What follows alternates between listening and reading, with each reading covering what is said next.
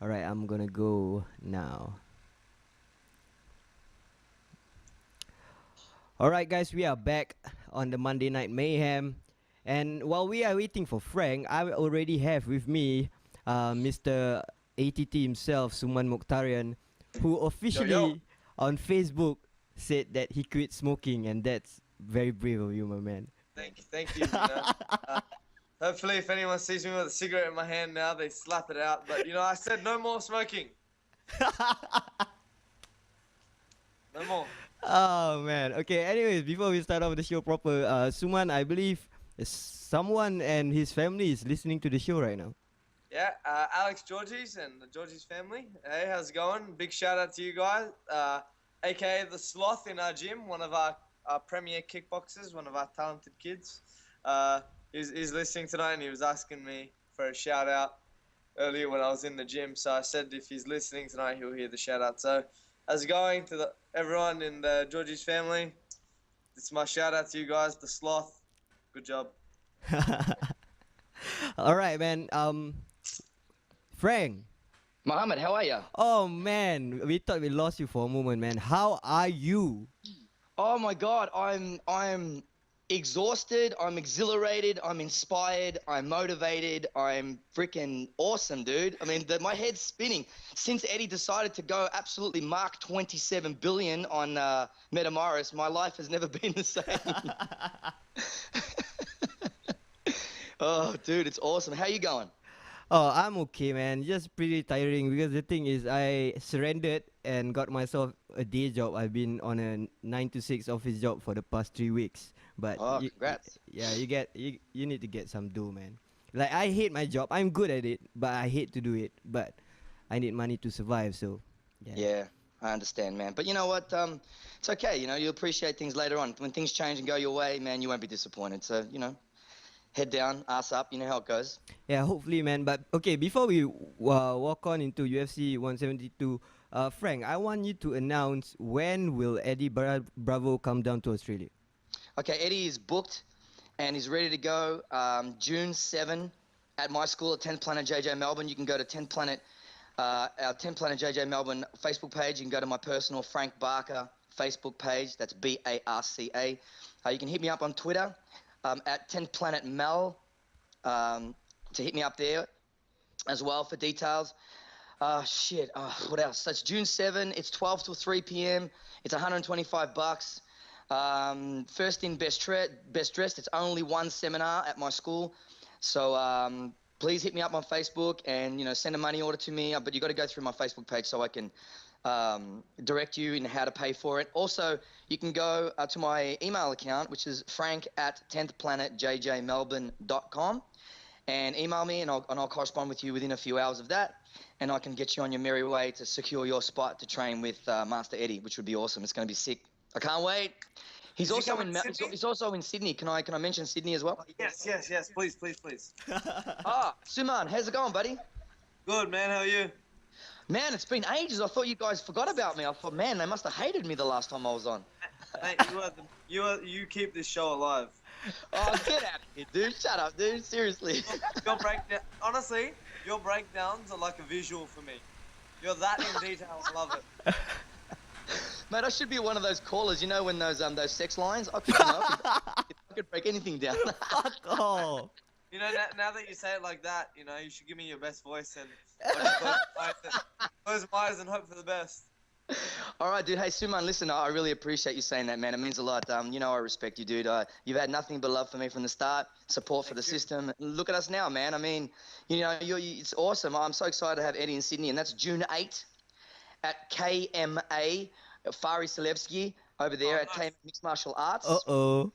Well, I'm not going there. So. Are you serious? Yeah. We'll talk about it. Listen, I'll just put it out there. KMA do not like ATT. ATT don't get along with KMA. So, you know what?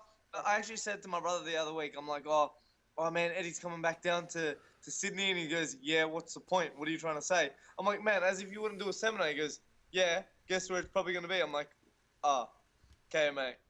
Oh, that's a shame because I would love to see you, man, and get a photo with Eddie and me and you.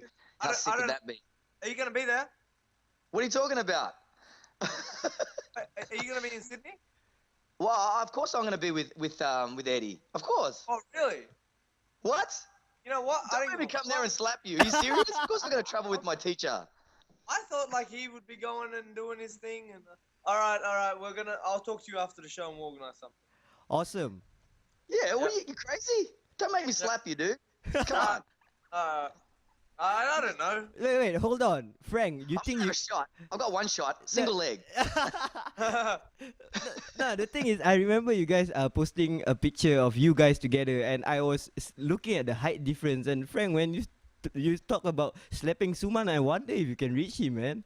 Oh, really? I'd like to hear that face. I'd like to hear that face to face when I drop my pants. Okay, Mo. Come on. Hey, Frank Barker is taller on his back. Hey, listen, that's right. When you're horizontal, baby, it's all even. It's how you swing it, son. Come on. Oh man, you guys are just Muhammad, fucking I'll tell you what, I'll give you a free rubber guard demonstration, man. I'll spend about 5 minutes with you. We'll see how it turns out, all right? Don't worry, anytime. I pretty much gonna get my ass kicked, man. Hey, Mom, I don't know why you're saying that. I don't know why you're saying that to Frank. How do you know I haven't had a growth spurt? I'm still young, man. I can grow. I can grow. What are you trying to say? Are we live? Yes, we are live. Oh my God. This show is always fun. This, man. I love this. Anyway, Mo, listen, I know it's only an hour show, so let's get it going. Let's do it. All right, let's move straight away. Okay, the problem with the prelim cards is that I don't get to watch much of it, but I do get to watch the Chris Bill flying knee, and I believe Frank saw that as well. I saw it. There was one crazy flying knee. Frank, talk to me about it. Dude, he leapt up like a cat on a hot tin roof, and he just absolutely just Toby, that flying knee to the chin, man. That's all she wrote. I mean, what else is there after that? The guy went down. His head was spinning. It was incredible. It's incredible. No, but the thing is, I see most guys when they throw the flying knee, it's like almost simultaneously with the jump. This guy jumped first while in mid-air, shift the knee up to the chin. Isn't that right, Suman? Yeah. Usually, what most people do, they kind of do like a bicycle technique. So they spring one knee up and then they switch knees as they get up there. Now, what Chris Bill did was he had the back knee up and he had jumped and in one leap, no switch, just switch. Like there was a switch, but not a scissor motion. He just switched it straight up, and that knee hit him square on the chin, put his lights out. Didn't even need any ground and pound after. Yeah, man, that was just freaking awesome. Okay, moving on from the prelims all the way to the main event, because I would love to talk about like Gomi and Flag and Benavides and Castillo, but I don't think we have much time here. So I'm gonna straight away move to Max Holloway. Frank, you got to catch that? Who fought on that? Who was that fight? Sorry, I'm sorry. Go ahead. Max Holloway, Andre Fili. Dude, I didn't see that fight, man. I didn't see that at all. I didn't even see the Jim Miller. Was it a guillotine he used? Yep, both guys did guillotine. Okay, was it the Marcelo team? Did he have that high elbow guillotine? I believe Suman could break that down for you. Suman, Max Holloway, Andre Fili. I actually didn't watch either of them either. Oh man. It's weird. Yeah. Oh. Because what happened was I was watching the prelims at home, and then I got a call from a friend, and I was meant to go down to the pub just down the road from my house to watch it. And I was going to watch it by myself, but then my cousin called me and he's like, oh, come and watch it together. So as I was flying on the way, those are the two fights that I missed. All right, man. Okay. Some right? Come on, only a chick would tear you away from the UFC, bro, not your cousin. No.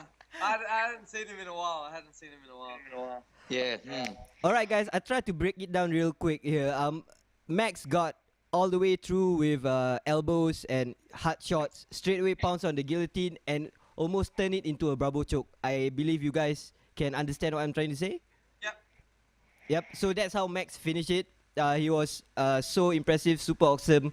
Much better than the last time we saw him with Will Chope. I believe Max is going to go up into the rankings in his division. And moving on to Jim Miller, what Jim Miller did was rock Who was it? Who was the other guy? I couldn't remember. Hold on. Yancy Medeiros. Jim Miller actually got a stiff hook and straight away pounced onto the guillotine, and basically that's it. Jim Miller is just a submission guy from. Frank, you watched Jim Miller the last time when he had that Gogo Plata to armbar transition. Yeah, absolutely. Jim Miller's a freak, man. He uses rubber guard as well, man. Jim Miller's got a great ground game. He's a killer. I love watching that dude, man. He's brutal on the ground. Yeah, man. He's a black belt. You got to remember that. You got to respect that. And I think in the UFC kind of we hear the black belt thing get thrown around a lot now. I'm starting to hear it a lot more often now that this guy's a black belt, that guy's a black belt. But if anyone remembers, in his last fight, he submitted Fabricio Camoes. Yep. Who is like an outstanding world level black belt. You know what I mean? So I think he's a legit black belt. There's some guys in there that can't really defend an armbar. I'm not gonna name names, but can't really defend an armbar or so, and they get submitted by a blue belt. But yeah, you get caught. At the same time, but there's a lot of guys out there that call themselves black belts. Jim Miller is the real deal.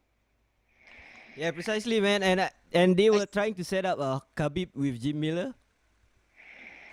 Yeah, you know what? I don't think that would be bad. But to be honest, I see that fight going the same way as Healy versus Jim Miller. I think that Jim Miller could submit him. He's submitted some great guys. Let's remember, he submitted Charles Oliveira as well. Yep. Who's a slick submission artist. So he can submit him. He does have the skills, but I think Khabib's on a roll, man. I just think he's too strong in the division, and I don't think he's dumb enough to get caught. He'll put himself in a good position to win that fight. Wow. All right, man. Let's move on to some jits here. Frank, I believe you caught the Luke Rockhold Tim Boetsch fight. All right, ask me anything you want to ask me. Go. Before we move on to the finish, I want to talk about that scramble, dude. What the hell was that? It totally freaked me out. Okay. Basically, when someone shoots in for a double, when they come straight at you with a power like they're going straight through you, one very effective thing to do is to reverse them, is to go with it and pull them up on top of you. And what you do is you get it like a leg ride, and as they're coming on and they're barreling over onto you, you can actually hook on with your leg and then lift your hips a little and pull with your arms, and you actually take a free ride. It's called a hitchhike. And you take a free ride all the way to mount or from the top position, and that's basically what he did. It was a real scrambly thing, and he just attached to himself as systematically as he could. All you want to do is get any connection you can with that kind of momentum, and you usually end up on top. Suman, do you do that often in training? The hitchhike? Well, I wouldn't. I'm not too familiar with the 10th planet. The 10th planet system. I'm pretty sure that's why I got to come to that fucking seminar. Listen. I'll break it down for you. Wait, Suman, this is my chance. Please, don't deny me. Come on. Yeah, go for it. It's basically, for instance, Suman, if you shoot in for a double and you don't turn the corner, you go straight through me, you understand, right? Yeah. So basically, it's like double overhooks and butterflies inside as you fall back. Yep. Flip them over and you mount them. You understand? Yeah, I get that. Yeah, that's basically what I mean by a hitchhike.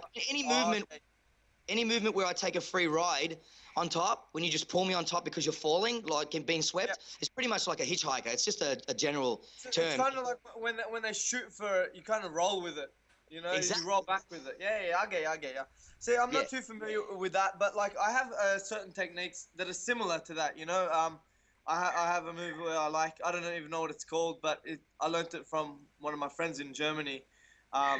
He's a judo guy, so when someone's kind of got your single, I kind of get an underhook with the saber. They've got my left leg, I'll kind of try and get a left underhook. If I've got a gi on, I'll grab my right hand on the belt. If I don't, I'll kind of get like a head and arm guillotine in.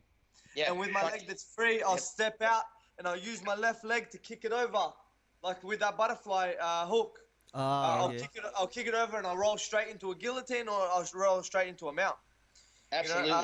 It's kind of a similar thing. So what happened in that situation, though, he kind of went with it, went to get the sweep, didn't get the sweep, and then he stuck his foot through and got an inverted triangle, which I thought was awesome. And I liked seeing that, and it was something that I rewinded and played a few times over and over and over again, just because I really liked it.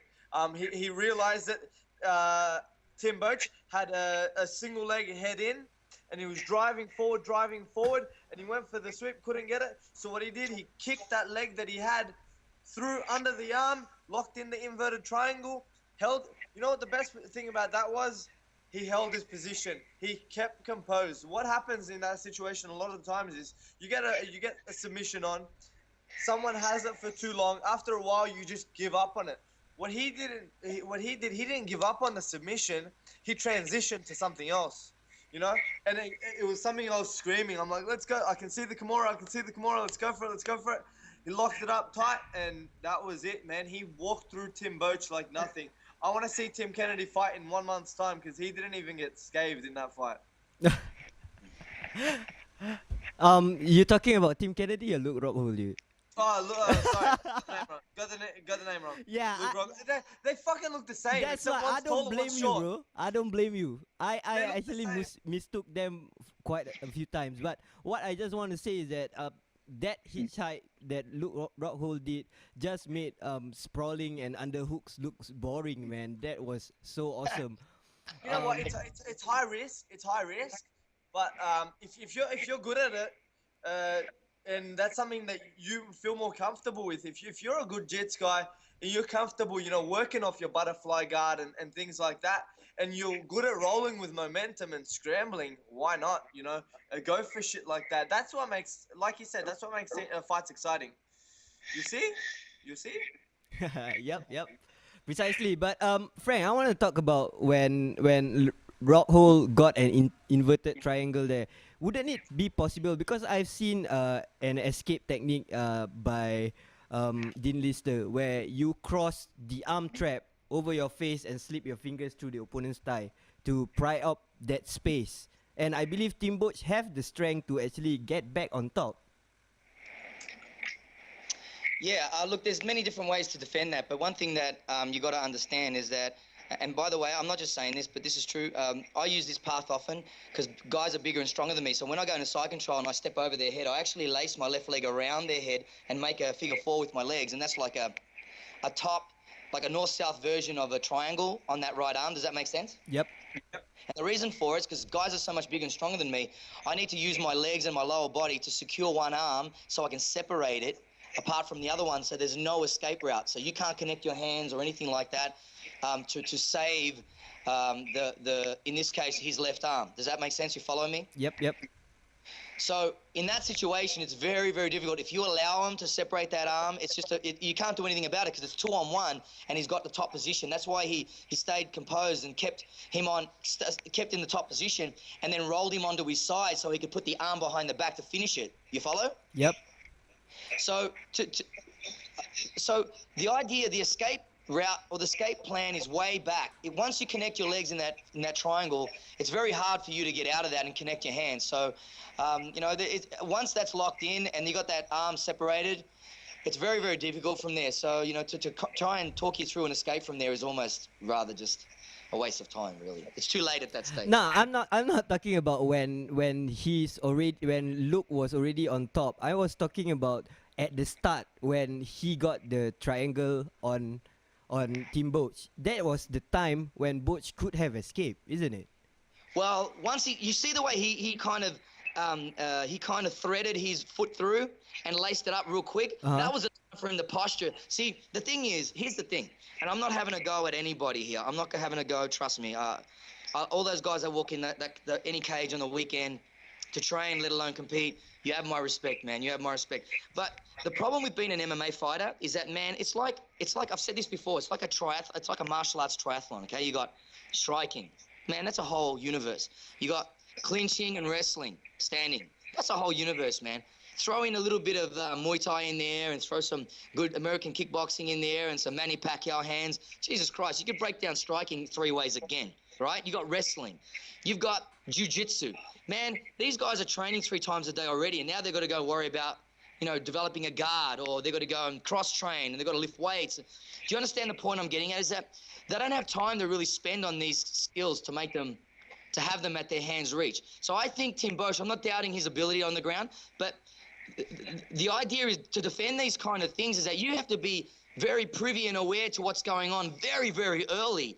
And that showed that Tim got caught out. He should have known that things were closing in on him very quickly. He should have reacted by, reaching over and grabbing a leg and posturing up immediately. Do you understand what I'm saying? Like, Yep. I just feel that it's not a question of what he should do to get out of it. I think it's more of a question of, it's just showing the level, and it just really showed what level Luke is. And I'm sure he hits that every night in the gym anyway. That's his shit. It's obvious. All right, Yeah, man. man. That's a very very fair analysis, man, by you. Okay, let's move on to Mr. Rumble Johnson. Oh, wow. Okay, before this show last week, I spoke to Suman. I said Rumble is gonna kick Phil Davis' ass. There will be a knockout. Didn't happen in a knockout, but it was in a dominating fashion. Isn't that right, Suman? Yeah, man. Like, fuck. The first round of that fight that I watched, it was great. I think someone put up a status. I think it might have even been you, Waddy. Uh-huh. You put up a status. You don't blame Phil Davis for running. Yeah, that's me. Was that, yeah, man. Like, I don't blame him for running either, because Anthony Rumble Johnson is the scariest man in the 205 division. Honestly, he may not be as like technical or as quick as a man that I am very much afraid of, Melvin Manhoff. Uh-huh. But man, it seems real similar, and not just because they're black. All right? He hits you, and he hits to hurt you. Every punch has a cruel intention. And you know what? Phil, you got to remember this. Phil Davis he was ranked one of the Top. least hit fighters in the 205 division. Mm-hmm. He was ranked one of the least hit fighters, along with Lyoto Machida and those guys. So it's really not easy to get your hands on him. And let's remember how long, next to, like, as big as Rumble is, Phil Davis is a big man himself as well, and Yes, he felt every like kg, every pound of power of Anthony Rumble Johnson. One thing we can't deny is Phil Davis's chin. Man, he took some big shots and kept coming. But the thing that really, really made me happy and think that Anthony Rumble Johnson is a legit contender was he went 3 rounds. Right, that was amazing to me, because when I watched him fight before, man, he was gassing. Now, he didn't take his foot off the pedal in this fight. He kept going forward. He kept striking. He kept kicking. And if anything, he opened up more in the second and third round. He even went for a takedown, went for those high kicks. He did more in the second and third round than he did in the first round. So that was real good to see. Some guys were talking about the curse of the Black Zillions. Guys going to the Black Zillions that were on a roll and then seemed like they didn't have the passion or the drive anymore. They were saying Rashad had lost it. They were saying Alistair Overeem had lost it. Man, Anthony Rumble Johnson got it back. Yeah, that's true, man. When I saw the first round, when Phil Davis actually tried to take down, because before the whole fight, he was hyping up about his title contention and everything. He pretty much said, "I'm gonna use my wrestling to win this fight." He tried to take down. He got caught with an uppercut. He didn't like it. That's it. I'll tell you something. You know why he didn't get the takedowns? I don't give a fuck. And I'm not a professional wrestler. I never went to college for wrestling or anything like that. And my wrestling isn't good or anything like that. And you know what? It's a mistake, but it's something my brother always teaches me, and something that I've made mistakes in the past. And Phil Davis, it made me happy seeing Phil Davis making the same mistakes, because I'm like, oh, I'm not that shit, So the problem was he didn't set up his takedowns, right? He was too into either striking or shooting. Now when he was shooting, he was just shooting off. He was just shooting off, He would just like kind of exchange hands, wait for a second, and then he'll shoot. Now, I've got like a lot of great wrestlers at my gym, national wrestlers, Iranian national wrestlers, and they're doing MMA right now. And they have trouble taking me down. Why? Because of the transition between striking and the timing of shooting.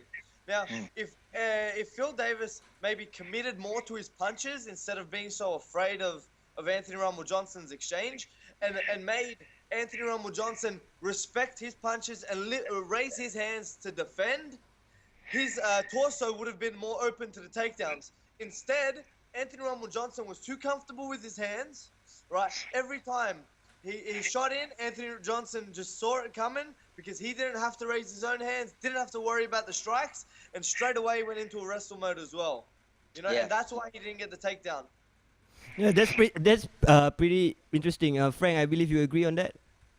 Yeah, absolutely. The key in MMA for the takedown is all in the setup. I mean, you look at GSP; he just makes you guess and twitch and exactly, and, you know, so I think you're absolutely right, Suman. I agree 100%. And we didn't see any of that from Phil Davis. I think if he had to set it up a little. You know what, Frank? The GSP is a perfect example. You know why? Again, not a guy that went to a college or anything like that. He trained hard in his wrestling. Okay, yes, he did. But the reason why GSP, even though we all know he's going to shoot eventually, right, he mixes it up with his strikes. You think he's going to strike, he'll level change, come up with a jab, come up with a Superman high kick. Once your hands are lifted up, then he'll shoot again. He keeps mixing it up. And that's what Phil Davis had trouble with. And that's what he's had trouble with in the past. Yeah, can I? Yeah, you can, Frank. Come on. Yeah, we saw this Danny Castillo. Didn't we see Danny Castillo drop down what appeared to be a single, and then he just popped straight up with that overhand right and knocked whatever his face. Chris Brenneman, yeah. Yes, that's exactly what you're saying. You mix it up, and although in slow motion it looks like Danny Castillo had a really poor head awareness and his arms are down and shit, but when you're jacking and jiving, you know what I mean? You're twitching and making them guess, and all of a sudden you do that enough, they don't know if you're coming or going, and then he just unloaded that overhand right, and it almost appears in slow motion that Brenneman was like lazy, not protecting himself, but it wasn't that. He just got distracted so well, and he was just totally taken by surprise and didn't know what to do, that it opened up that left-hand side, and Castillo just totally just took him out. So that's a great example of how to make that work. Waddy, have you seen the knockout between Sam K and Halle Wasser? Yes, the overhand right, yes. Man, the overhand right, and what set up that overhand right? That level change. Yeah. You know what I mean? That hard level change, in someone dropping their hands, trying to defend a double, defend a single, and then coming over with the hands again. That's why, we're seeing popular lately. It's been happening a lot. Yeah, man, and it's awesome to see. No, I believe Hendo does a lot of that as well. Level change, overhand right. Of course. He made money out of that right hand, didn't he? Yep. Exactly. Yep. The H-bomb. All right. Simple concept, you know? All right, let's move on because I want to spend the next 10-20 minutes talking about Johnny Ipoke Jones. I know I'm gonna get shit for that. But anyways, before we talk about his antics, John Jones basically tore the arena down, coming out with Nelly's Hot in Here. The whole arena went crazy, dancing off to Ray Lewis. I don't know who the fuck he is, but that was an awesome dance move. But okay. You're finally loosening up, dude. Awesome. But the thing is, the thing I want to talk about is it has been criticized so often, and I think now is the perfect time to talk about John Jones being probably the most dirtiest fighter in the UFC. And I want to start with his eye poke techniques. He's famous for that. He's famous for that open hand, hands lazing through the eyes of his opponents at the brow, at the socket, so that when his opponent jumps in for a jab or a hook, they will automatically get their eye poked, even though it's not intentional. But I think that's pretty bad, man. That's pretty evil, isn't it, Frank? No, I'll let Frank take this one off. Yeah, because Frank got good stuff. I think maybe Suman got a bit more negative stuff. Yep, Frank, let's go. Okay.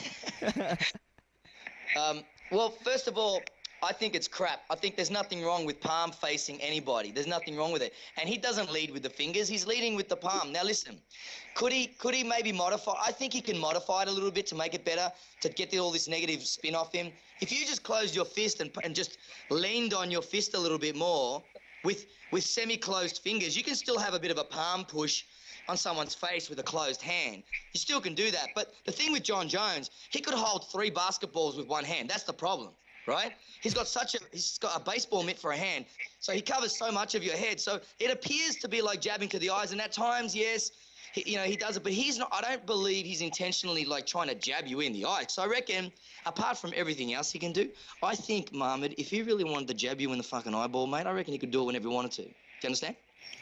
Yeah, but he gonna get a point taken off every round if he did it. So he must make it like it's unintentional. I just think he needs to modify it a little bit. Yes, it's concerning. Yes, we all know Joe Rogan doesn't like it. We understand, and I agree. But I don't think he should be tore shred into about it. I think he just needs to modify it a little bit.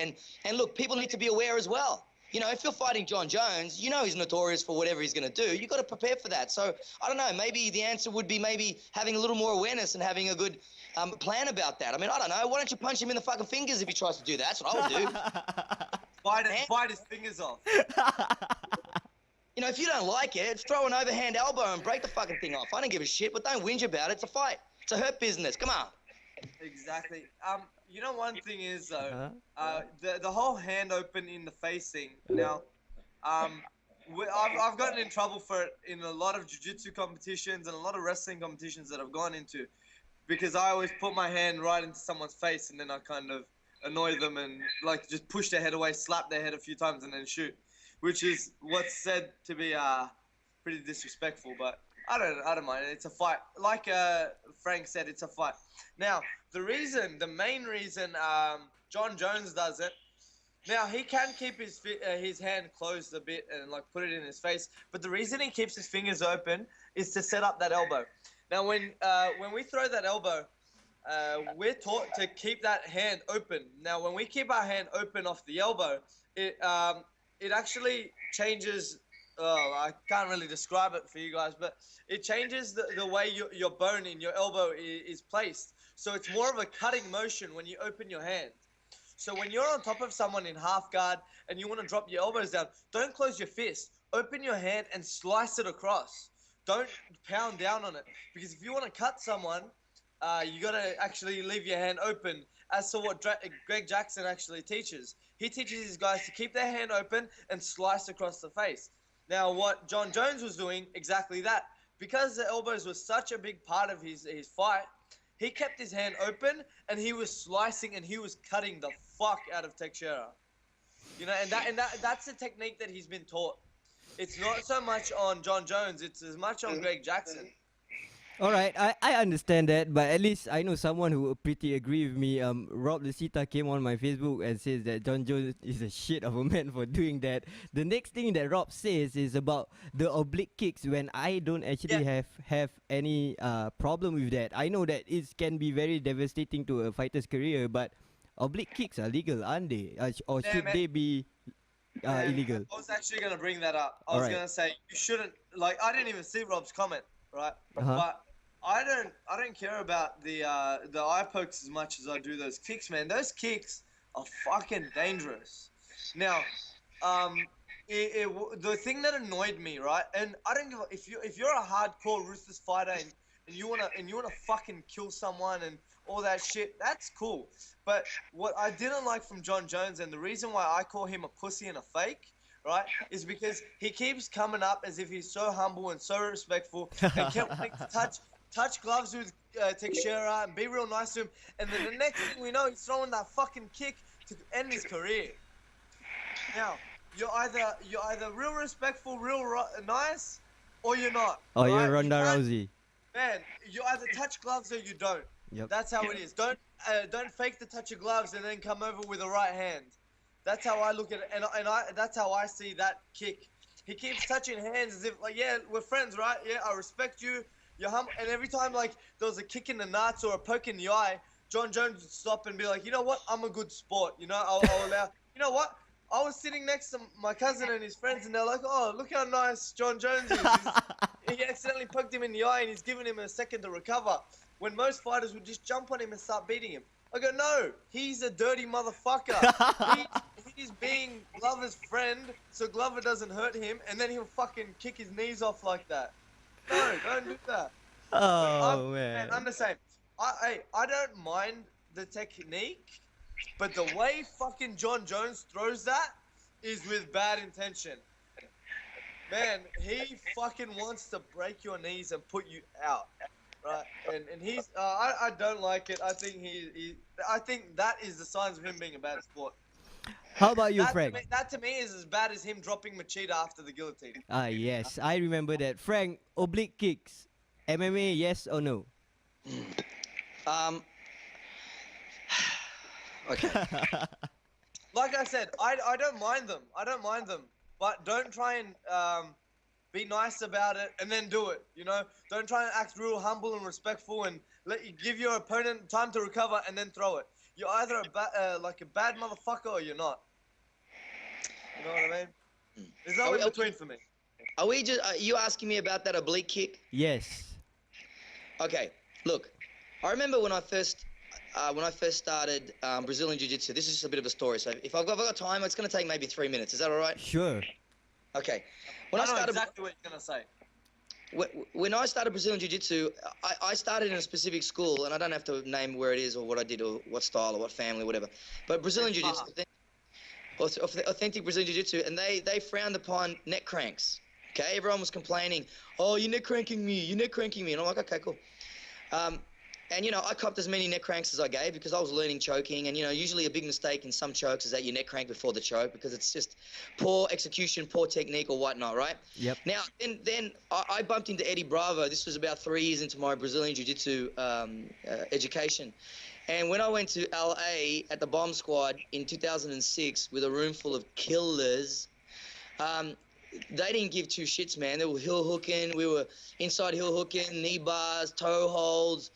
It was death, and I realized real quick that if the reasons I was looking at martial arts originally was for self-defense, and I wanted to be prepared in all areas.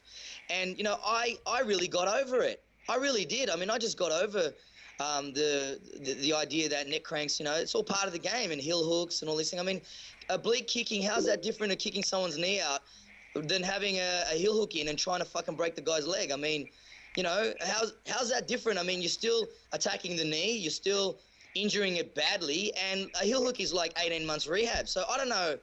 Look, for me, and look, Suman, I get you, man. I really do. I dig it. I understand. There is a level of, that goes on, and I agree. But at the end of the day, it's legal, and, it is a fight for a lot of money, and a lot of people train really hard, so they're going to use all the tools.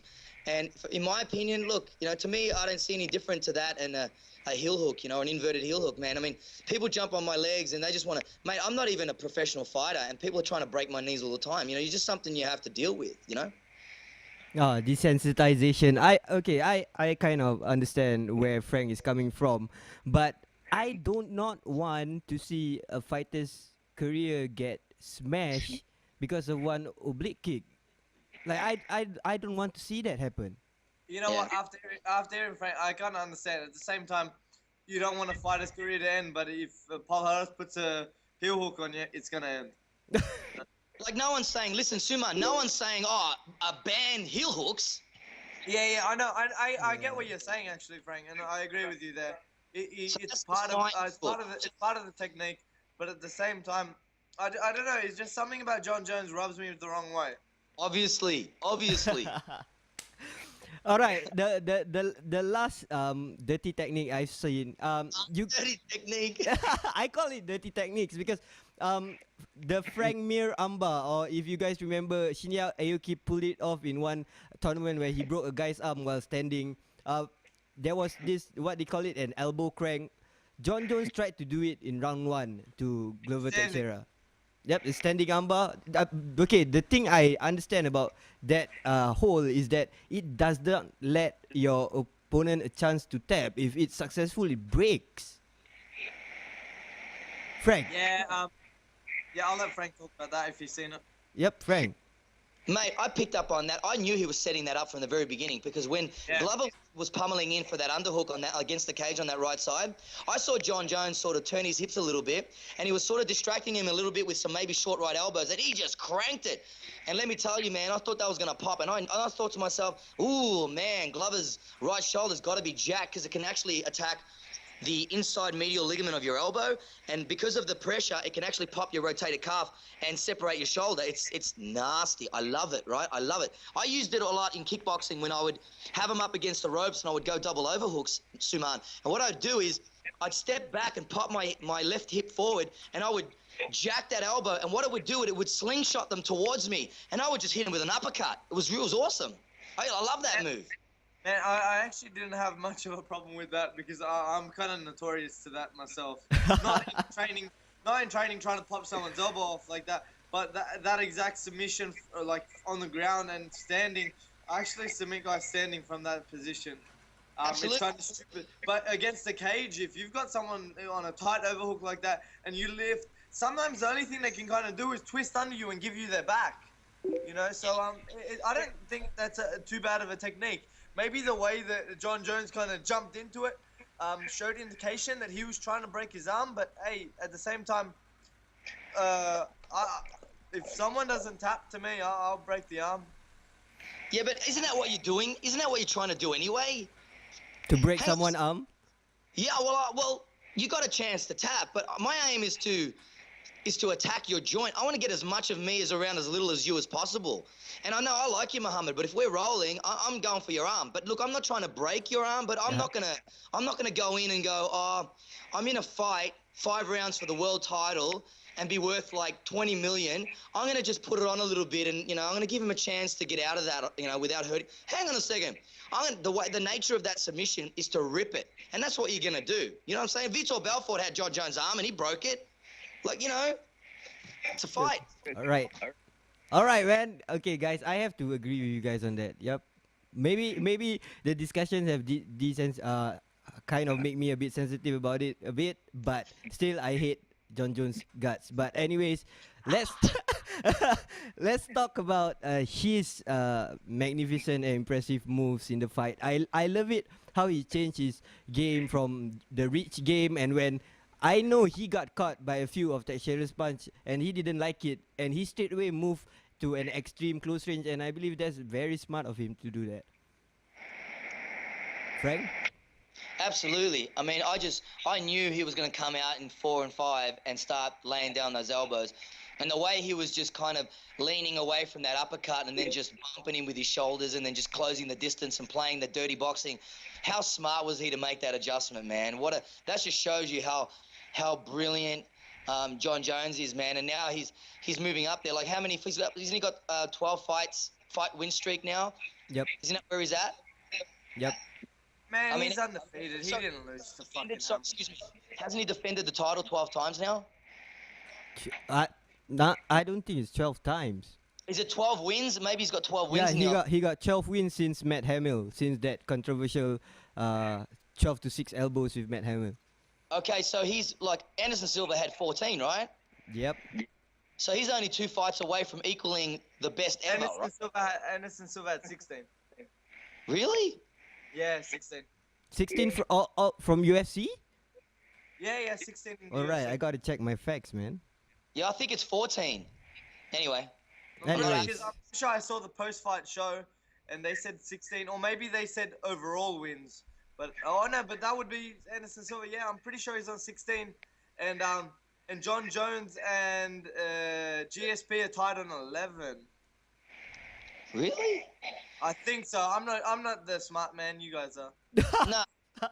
Relax. You kill me in most areas, bro. Relax. You know your stuff.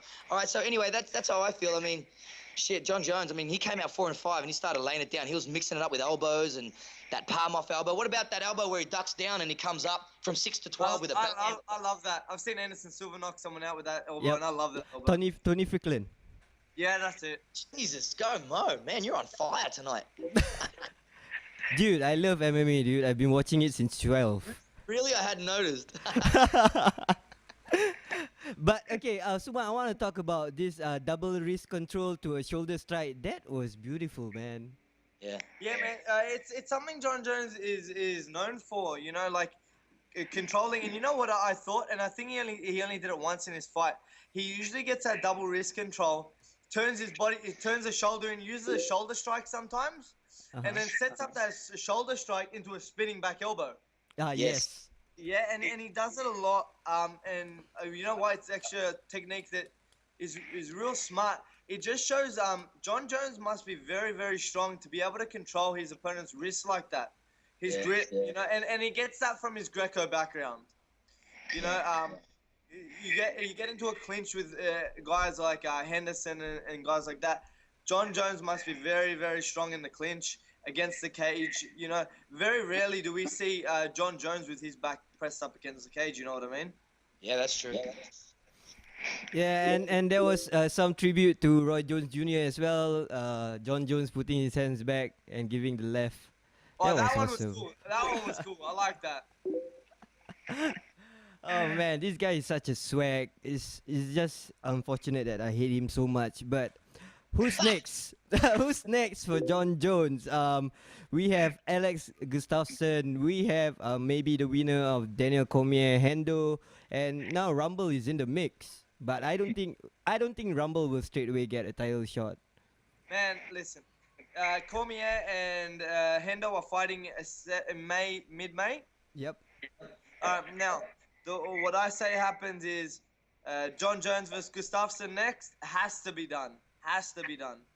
Um, I wouldn't have been bad with an immediate rematch. They gave him Jimmy Manoa, who I think was just a warm-up and a bit of fun. Um, I think Gustafsson versus John Jones is next. Anthony Rumble Johnson versus the winner of Hendo and Cormier for the next title shot. Because the way I see it is, I don't find Cormier or Hendo in front of Gustafsson. I don't see that happening. So why should they get the shot in front of him? Now, well, they're all fighting around the same time. Rumble Johnson just fought on the same night as John Jones, Mm-hmm. and in 2-3 weeks' time, we're gonna see Hendo and Cormier. So it kind of makes sense around the timing. Gustafsson's good would be good to go in a while. So even on the same show, maybe whoever wins out of Hendo and Cormier, have them headline Gustafsson and John Jones in Sweden, and the co-main event can be Anthony Rumble Johnson. And in my opinion, I think it'll be Daniel Cormier. So Cormier versus Johnson would be an awesome fight. You don't think that John Jones Cormier would be on the cards? Man, I don't know. I think it could be on the cards, but I don't think it's as far in front as Gustafsson. No, because the thing is, I don't see Cormier as a legit 205 yet. He beat somebody who is a nobody, and Hendo is pretty much at 42 now, maybe 41. Yeah, man. Yeah, and even if he beats Hendo, I don't see him really at the top. So Alex is the man right now. Yeah, That's and what I let's feel. remember, Rumble just beat the number 4 guy. Cormier's ranked number 5, right? So I'm not saying he's gonna go to number 4, but he just beat someone who's ranked higher than Cormier and who's ranked higher than Hendo. Yeah, interesting. Now, just before we put so much thought on the ranking, I believe the ranking system sucks. Really? And what do you think the 205 ranking should be? Nah, I Top don't. 5. Top 5 right now should be Jones, followed by Gustafsson, followed by, I feel, this is what I feel. I feel Rumble should be third, then Cormier and Hendo and the rest down. But do you think one win over a top 5 opponent really puts Rumble in there? The problem is that Phil Davis might be in the top 5, but Phil Davis is, for me, I don't feel that he's really seen as a legit contender. I believe John Jones is gonna kill Phil Davis if they meet. So Yeah, listen, Phil Davis just needs to stop talking like a dick and just. nah, I understand. He's trying to be smart. You know, if he were to beat Rumble, he would be the next in line. So I understand all the hype. It's just that I feel that he was trying too hard to get into the title picture. Frank, your thoughts on the heavyweight division? Yeah, light heavyweight division. Look, I mean, it's all about third, fourth place, isn't it? Yeah. So who cares, right? No, but Alex have a legit chance to beat John Jones. I don't know about Cormier yet because I have not seen the real Cormier in 205. Man, isn't he undefeated? Isn't he undefeated? Yes, he is, but Right? yeah. I mean, hang on, he's been just fighting Um the 205 division, has he? Has he been coming down heavyweight? hold on, I didn't get you. What did you say Hello? again? Yep, hello. Isn't Daniel Cormier coming down from heavyweight? Yes. Okay, so who has he fought at 205 so far? I can't remember. A nobody. He hasn't. Basically, no, he fought a nobody. Who did he fight? Patrick Cummins. Yeah, Yeah, basically, exactly, Frank, no one knows. exactly. That's what I'm trying to say. You don't even know who's Patrick Cummins, isn't it? All right, well, we need to see Daniel Cormier at 205 again, and then we'll have this conversation then, all right? All right, Yeah, that's I don't awesome. think we can just chuck him in there after. You got to see. We got to see. No. Let's just take it easy, all right? Take it easy. You know what? Put Chael Sonnen in there. Hey, it still makes for an interesting fight. Nah, he makes an interesting hype. Yeah. Yeah, that's true. He's You know- smart, man. you know- He's smart. Hey, any man who can he submitted Shogun. That's respectful for me. Yeah, that's true. All right. That's All right, guys. I think that's enough for UFC 172. But before I let Frank Barker go, Eddie Bravo Invitationals. Any guys on that card that we would be interested in? Yeah, absolutely. Any 10 planet guy on that card you're going to be interested in. We're going to see Gio Martinez. We call him Gio. He's a freak. He got his black belt off Eddie in 3 years. He's an incredible break dancer. His agility is incredible. I've rolled with the guy. He's an absolute beast. He's fighting in the 145 division, as well as one of my boys from San Francisco called Ben Eddy. Ben Eddy's got a freak. He's a wrestler. He's got a freak top game. He's got a freak rubber guard game. He's been working on his new move called the Hindu control and the Hindu lutein. You should see how his rubber guard. He's used his rubber guard to create chokes from the bottom position. He's a freak, man. I just finished rolling with these guys when I was in LA. He's on that card in that division as well. They're trying to put him on either ends of the draw at 145 because it's going to be an exciting fight there. And also Gio's brother, Boogeyman Richie Martinez. I saw him fight in San Diego when I was up recently in LA. And his jiu-jitsu is amazing. He's been training jiu-jitsu with Eddie for 3 years, and he's a brown belt. He's a killer. He's so good with Boogeyman's awesome. Sorry? I've actually watched Boogeyman on YouTube, man. He's awesome. Yeah, these are friends of mine, man. I know their games intimately. And He's the guy with the massive beard, right? yes, he is, absolutely. Yeah, And he's a break dancer as Awesome. well. I saw a sick setup from back control to a triangle or some shit that I saw him do. I don't know. Yeah, I can't even remember. I can teach you that. It's called the boogie. I can show you Yeah, that. the boogie. That's the one. It's like from behind, controlling them in a certain way and spinning them into a triangle. I thought it was fucking cool. Nah, I just want to say that normal guys who just know jiu-jitsu couldn't take the 10 planets names seriously. Seriously. Well, they should, because if they don't take him serious, they'll probably be in the next fucking boogie, and they're gonna be asleep. Blowing boogie raspberries. That's what they're gonna be doing. They should pay attention. They should pay attention to what's going on. It's been proven. That shit's real. It's legit. It's been on the world scale. Metamoris 3 against one of the greatest versions of Hoyler ever. What's there to doubt about the 10th planet system? A couple of names to shake you up a little bit. A couple of names, ruffle your feathers. It's not as cool as what's going on in your school. Fuck it. Why don't you come down to Melbourne and hang out with us, or go over to any of the 50 schools worldwide and see what the big hype's about? Check it out. 10th planet jiu-jitsu. Amen. That's what people should be doing. No gi. For MMA. From the classroom to the concrete. I don't care how you want to say it. Listen, it is what it is. If you want to know how to get down with the 10th planet system, you should learn it. Because if you don't learn it, you'll probably be stuck in it, and then you'll be fucked, bitch. End of story. Woo, that's awesome, man. I just fired you up. Anyways, Frank. I love you all. I love all jiu-jitsu, man. You guys are fucking awesome. I'm just passionate. Sorry. Nah, it's okay. I love that passion from you. Talking about EBI just now, will there be any controversies? Will there be any Gracie guys in the Invitational? Listen, Eddie's looking for people to fill some spots. I mean, we've got some. Eddie prides himself on this. We want to take EBI to the highest levels. We want to put on the best submission only events in the world. So I think you're going to see some big things coming from EBI. I'm telling you, man. Eddie's serious, man. He's looking for the best people to put on his shows, man. So expect big things to come. June 1st in LA. It's going to be massive. Two 16-man divisions, 145 and 170, Boogie in the 170, Gio and Ben Eddy from South San Francisco, 10th Planet San Francisco, with my boy Denny 300. Denny Prokopos is the moonhead down there and taking care of business. It's going to be an awesome card. I can't wait to see it. That's awesome, man. I just cannot wait. Anything else going on with you, Frank, this week? Man, I just come back from Tasmania from spending some time with my team down in Tassie. That they did such a great job. All my friends and my students down there, Jem Havoc, Natalie Frankham, as well as Rachel Burns, they got their blue belts as well. I mean, Nat's been a blue belt and tearing it up for a few years now, and she's a killer, man. I tell you, the boys down there in Tassie did a great job. I also participated in a fundraiser for cancer with 5 other Brazilian Jiu-Jitsu black belts.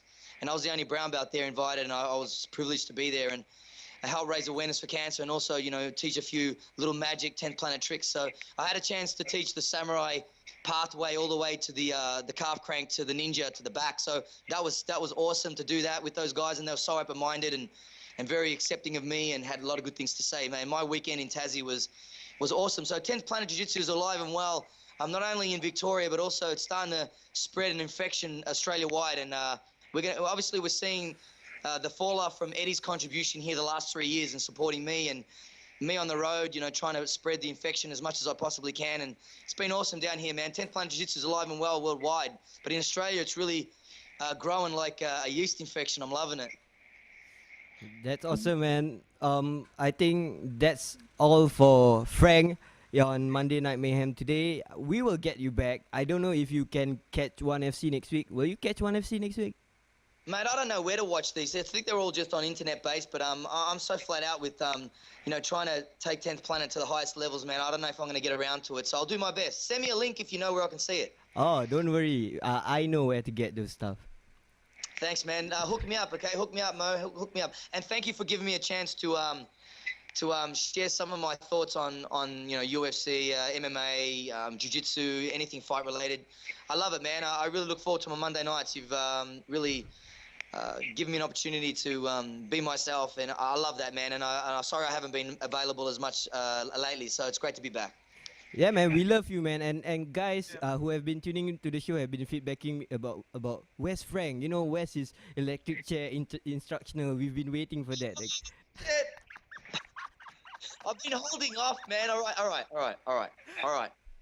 Yeah, like I was at the Rebel FC event the other day, and some random guy just came up to me and say, "Hey, you're the pod show host, right?" Yeah, I was like, "Yeah, Wes Frank. We're waiting for that electric chair instruction." I was shocked, like, wow, Frank Barca, Singapore, loving you, man. All right, beautiful. I'm gonna get it done. I promise, and I really apologize. And please, if you're out there listening, all those guys that are fans of 10th Planet, supporting Eddie and what we're doing worldwide, man, I love you guys. I can't wait to come back to Singapore. Maybe we should set up a seminar when I get down there next time for Rebel FC 2. Maybe we do that there. Come on, let's do it. Singapore, get behind us. Come on. Yes, we will do that there. And Frank, I'll be hitting you up, and we'll be talking about we said earlier about the seminars and everything. Dude, we should, man, because you'll love this shit, man. It can really help you. I really want to share it, man, honestly. I mean, I don't care. It's not about money or anything. It's about just, taking evolution, you know what I mean? We've got to evolve, and I want you boys to be infected, because it's not... Dude, it's so important that you guys be familiar with what everything's going on in the world, and no one is more on the fire with jiu-jitsu to improve what jiu-jitsu looks like in MMA than Eddie and what we're doing. So, man, get me down there. Come on, man. Let's do it. All right. I'll be speaking to you about that. Thanks heaps. All right, thanks for having me on, boys. Take it easy. We'll see you next week. All right, see you, Frank. Bye. All right. Now I'm with Suman, and I want to talk a little bit about the Australian scene, because I want to compare it with the amateur scene in Singapore. Suman, the top gyms in Australia, I believe, should be yours, Australian top team. Isn't that right? Yeah. That's a Integ- fair in, statement. integrated MMA.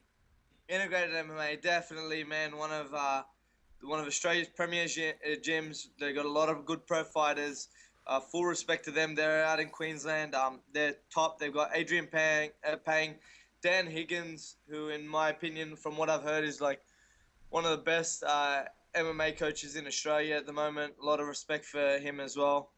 Integrated, definitely up there. What else? Does KMA get into your books for this? Man, let me tell you, KMA is a great gym. Uh-huh. That's probably why it's competitive. KMA has have a lot of great fighters. They've got Corey Nelson, who's fighting out of there. They've got Martin Nguyen, who's on One FC as well.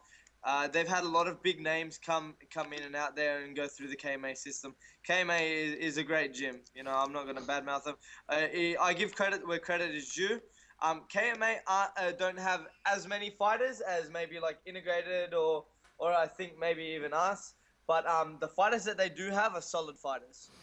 Just to break the news to you, Martin Nguyen's not fighting in 1FC. Shoulder injury?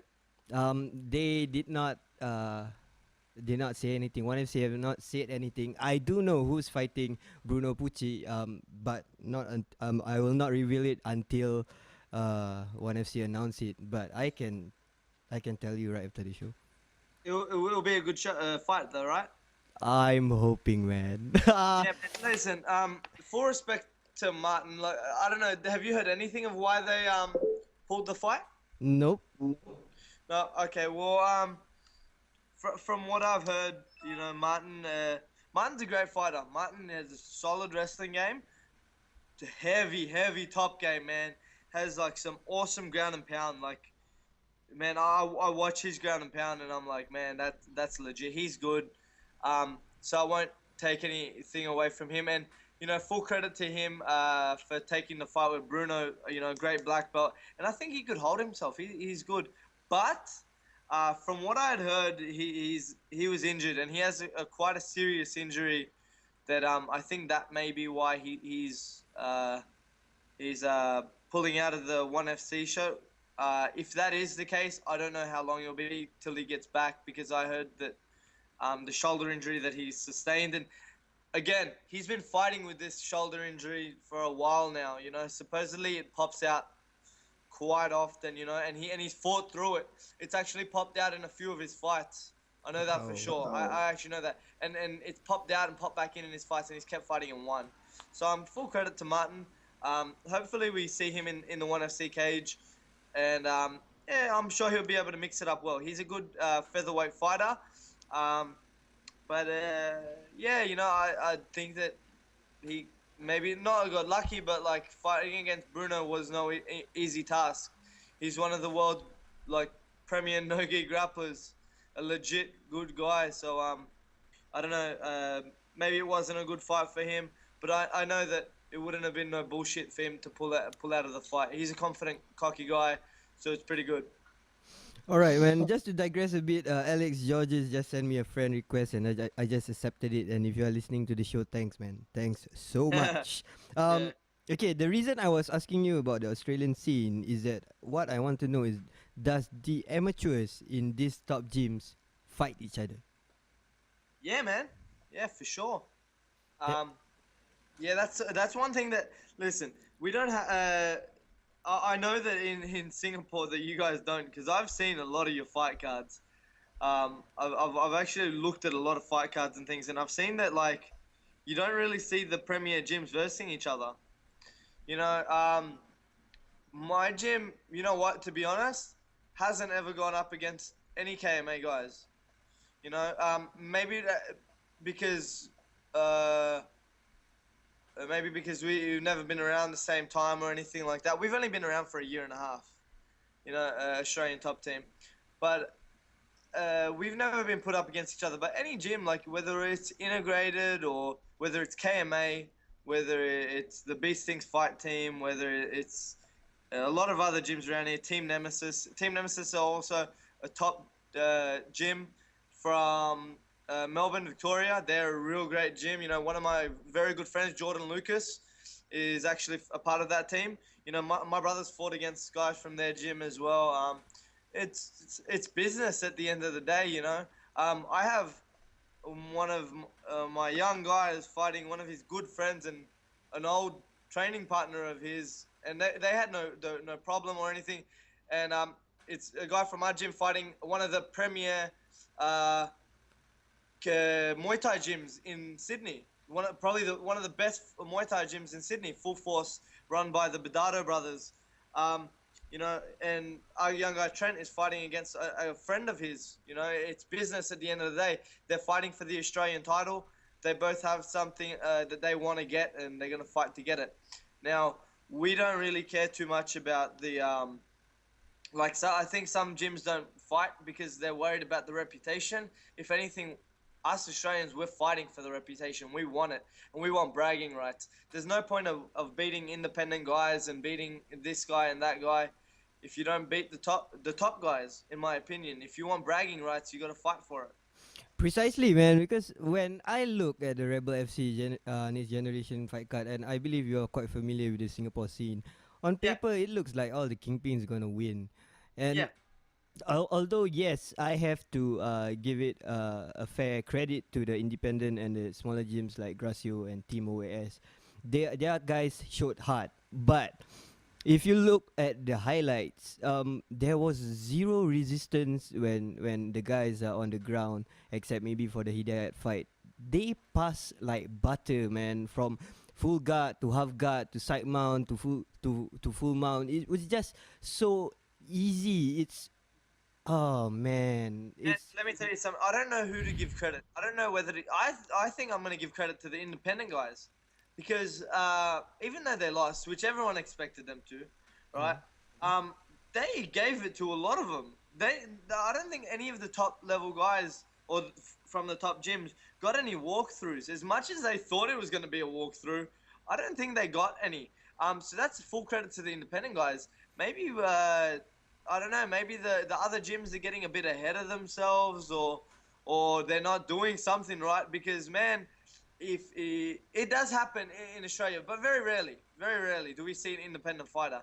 I think I've maybe been to 100 shows in the last year and a half, legit, and I've seen maybe two independent fighters or one, two, yeah, and the two times that we fought in the or like we've even fought independent fighters. I think the two times we fought, it was against independent fighters. Man, our guys cleaned them up within the first minute, you know, and not been scratched. And we stopped taking those fights because, you know, it didn't look good on our part either. You Yep. know, but the independent guys in Singapore, fucking, they give it, man. They go hard. I was watching the highlights, and there was a good level.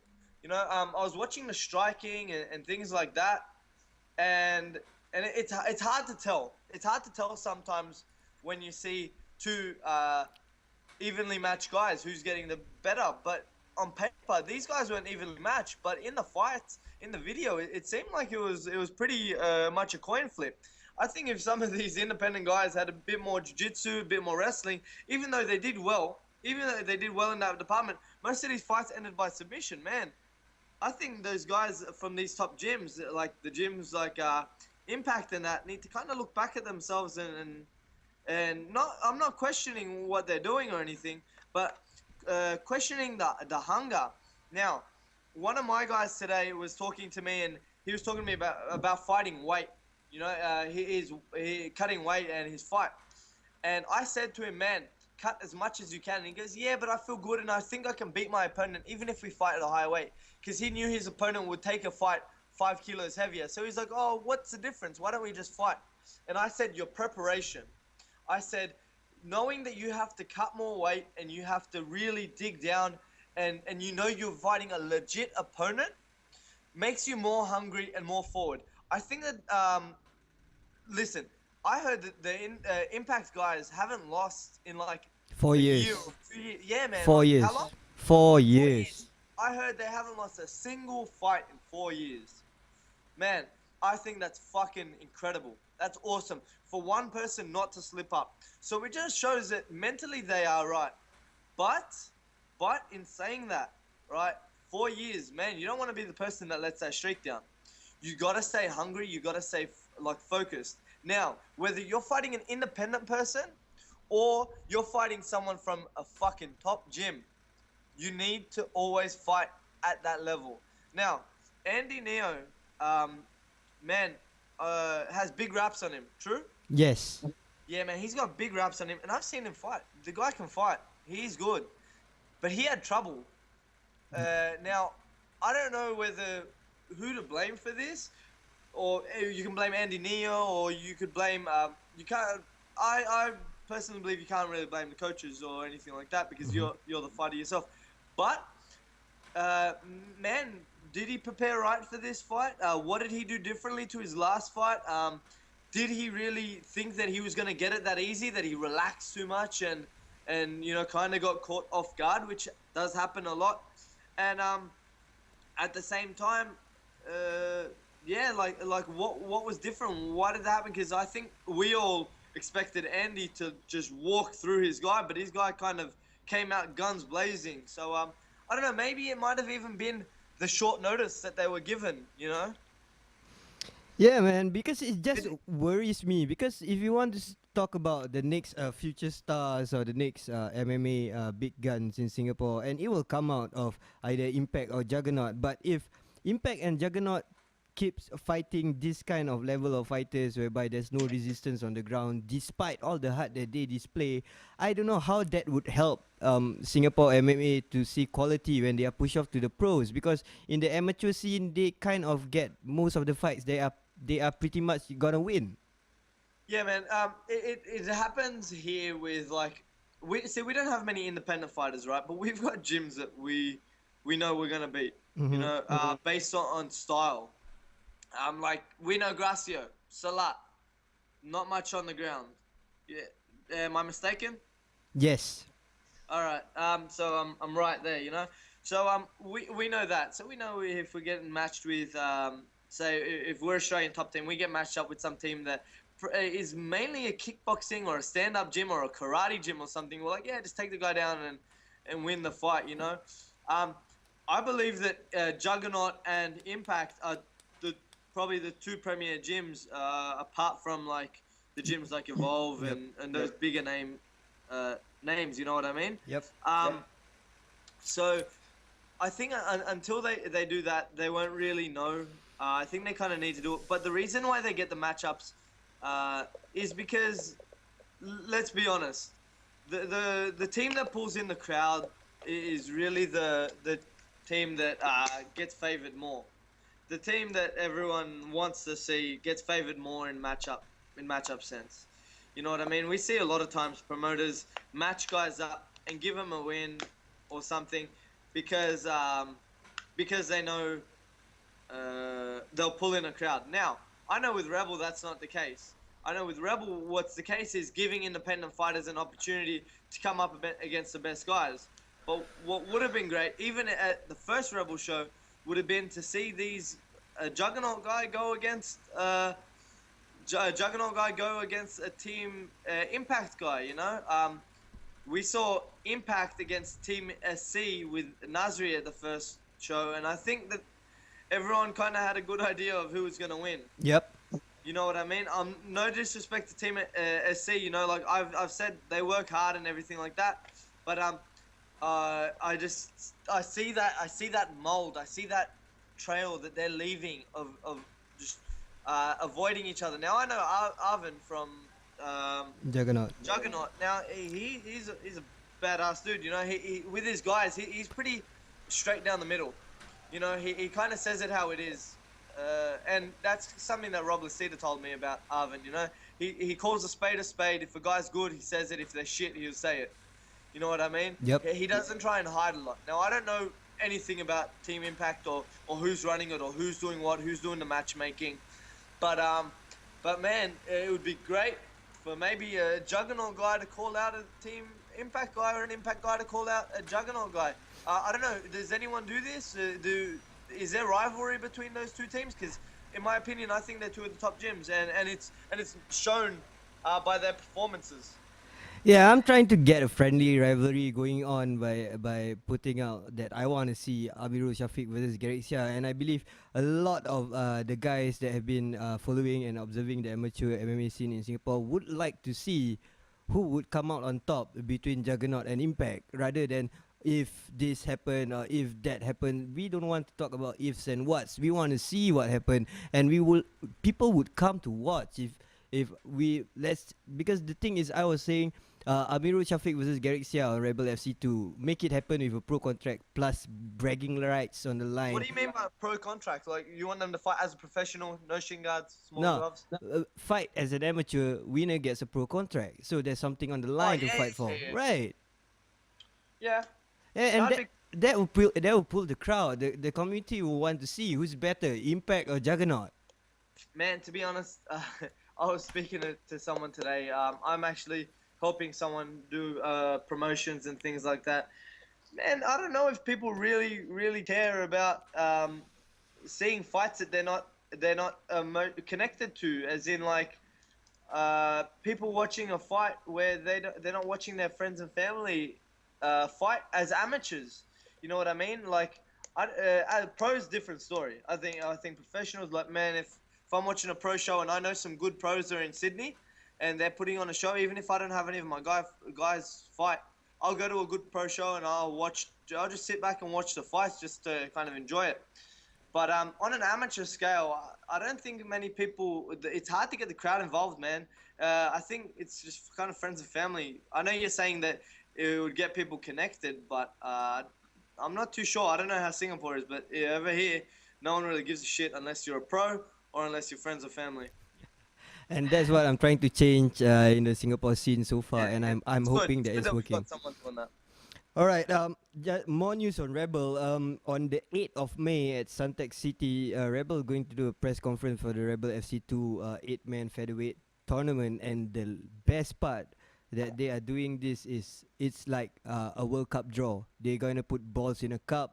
Somebody's gonna pick up a ball, then we'll see who fights who. There is no matchmaking involved, so nobody can talk about shady matchmaking, making guys like Miguel Torres on top fighting the guys in the bottom. No, it's pure luck, pure balls and cups. And So, that's when we're gonna see guys pulling out. oh really? You Yeah. think that would happen? Yeah, man. I think if some people don't get the first matchup that they want, they'll pull out. Yeah. Well, the thing is, I'm hoping that promotions make more effort into that. You know, before fighters sign anything, they should give a deposit. If they pull out, then promoters get to keep that money. Like, promoters are paying money to hype up the fight. Then if you were to pull out last minute just because you didn't get matched with somebody you would love to, then what's the fucking point? Yeah, man. It happens more often than you think. Oh man, this suck, man. Yeah, man. Like it is a shame. Like you think at that level. Like personally, I don't think it will happen much. But I think we could see some people being upset and things like that. Man, I think too many people worry about who they're fighting. You know, But you're a fighter. You're supposed to fight, no matter. fighters again a term like a black belt. It gets thrown around a bit too much. Ah. You know what? Like I don't like to question anyone's fight, and I'm not questioning anyone in the 8-man eliminator. I'm just questioning people out there in general. Like there comes a time in your career when you just got to say fuck it and let's do it. You know what I mean? Some people are fighters, and some people are fighters before they even step into the ring. They just have that fighting heart in them. But then there's some guys who are just like I don't know. You kind of question how bad they really want it, and if I got an opportunity to be in that 8-man eliminator, I wouldn't give a shit who I verse as long as I'm in it. You know what I mean? You should be honored to be in that situation. And if a guy blows up and says, you know what, I don't really like the whole thing of this draw. Why can't we just kind of negotiate our matchmaking and do all this shit? It's gay. Like, fight who's put in front of you in that position. If not, yeah, go pick and choose your fucking opponents until people just start calling you a weak cunt. But until then, if you get put in an 8-man eliminator, be ready to fucking fight whoever.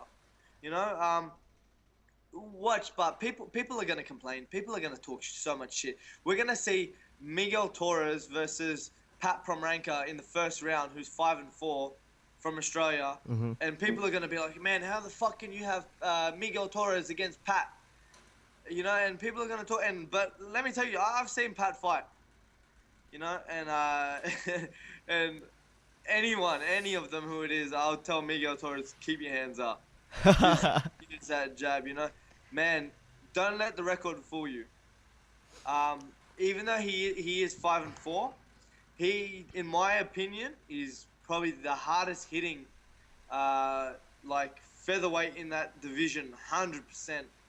You know, man. Like if you go and watch some of his knockouts, you don't see many bantams and many 145ers, featherweights getting one hit KOs like he does.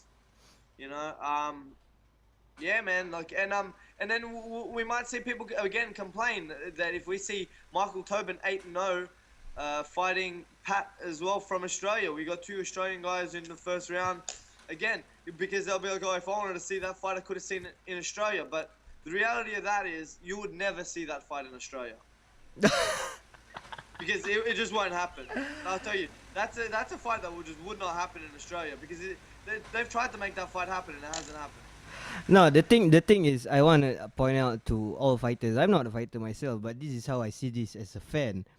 You are not seen as a great fighter because of the numbers you have on your Sherdog profile. You are seen as a good fighter depending on the fights you put up with and the fighters that you have beaten.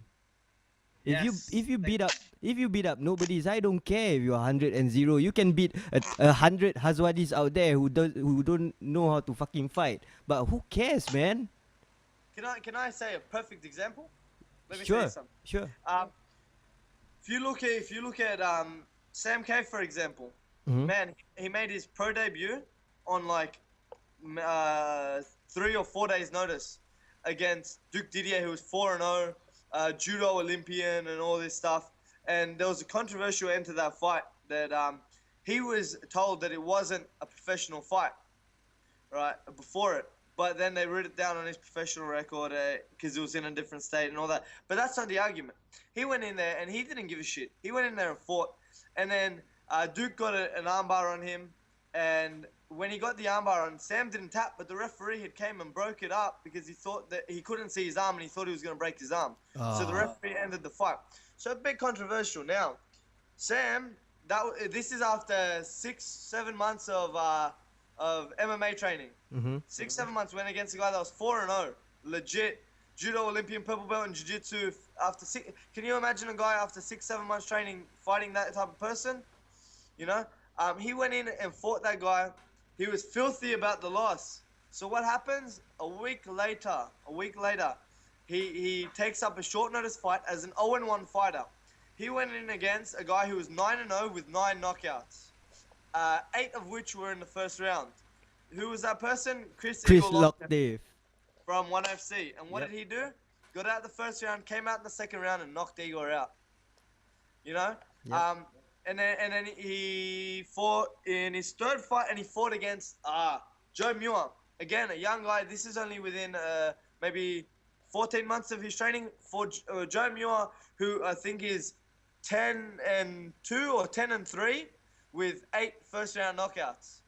Sam was giving it to him in the fight, and he ended up getting caught in that fight and lost. Since then, Sam's come back and won 3 in a row against good level guys. Halavasa, who's a world Muay Thai champion, who I think is Australian Muay Thai champion, who's an MMA fighter, had over 20 fights. Sam knocked him out in 59 seconds. Then he fought against a veteran, Api Hamara, who we know is known for beating James Tahuna via armbar. Great guy. Beat him as well, you know. He's beaten some guys. He's fought the best of the best from the start. You know, his record is 4-2 as a professional. 4-2-1 as a professional. 1 no contest in a fight that he was winning. Should have been on his record, but he accidentally kneed him to the groin. The guy didn't want to get up. But doesn't matter. He's fought the best of the best from the start. You know, he didn't try and hide anything on his record. Every time we've ever said anything to him, he's been all for fighting the best guys. You know, and you have to praise that from someone. You have to praise these guys from the beginning. that want to do that.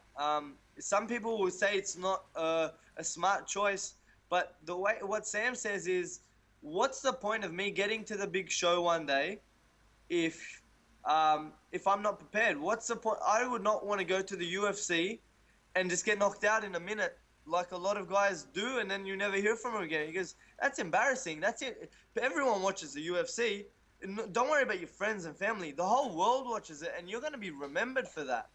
What's the point of going to the big show and hindering, like hiding your record if you're not really prepared? Like what? Just to say that you fought in the UFC? You want to win in the UFC, and that's a fighter. That to me is a fighter. For me, in one sentence, what's the point of being with Patrick Cummins? Exactly.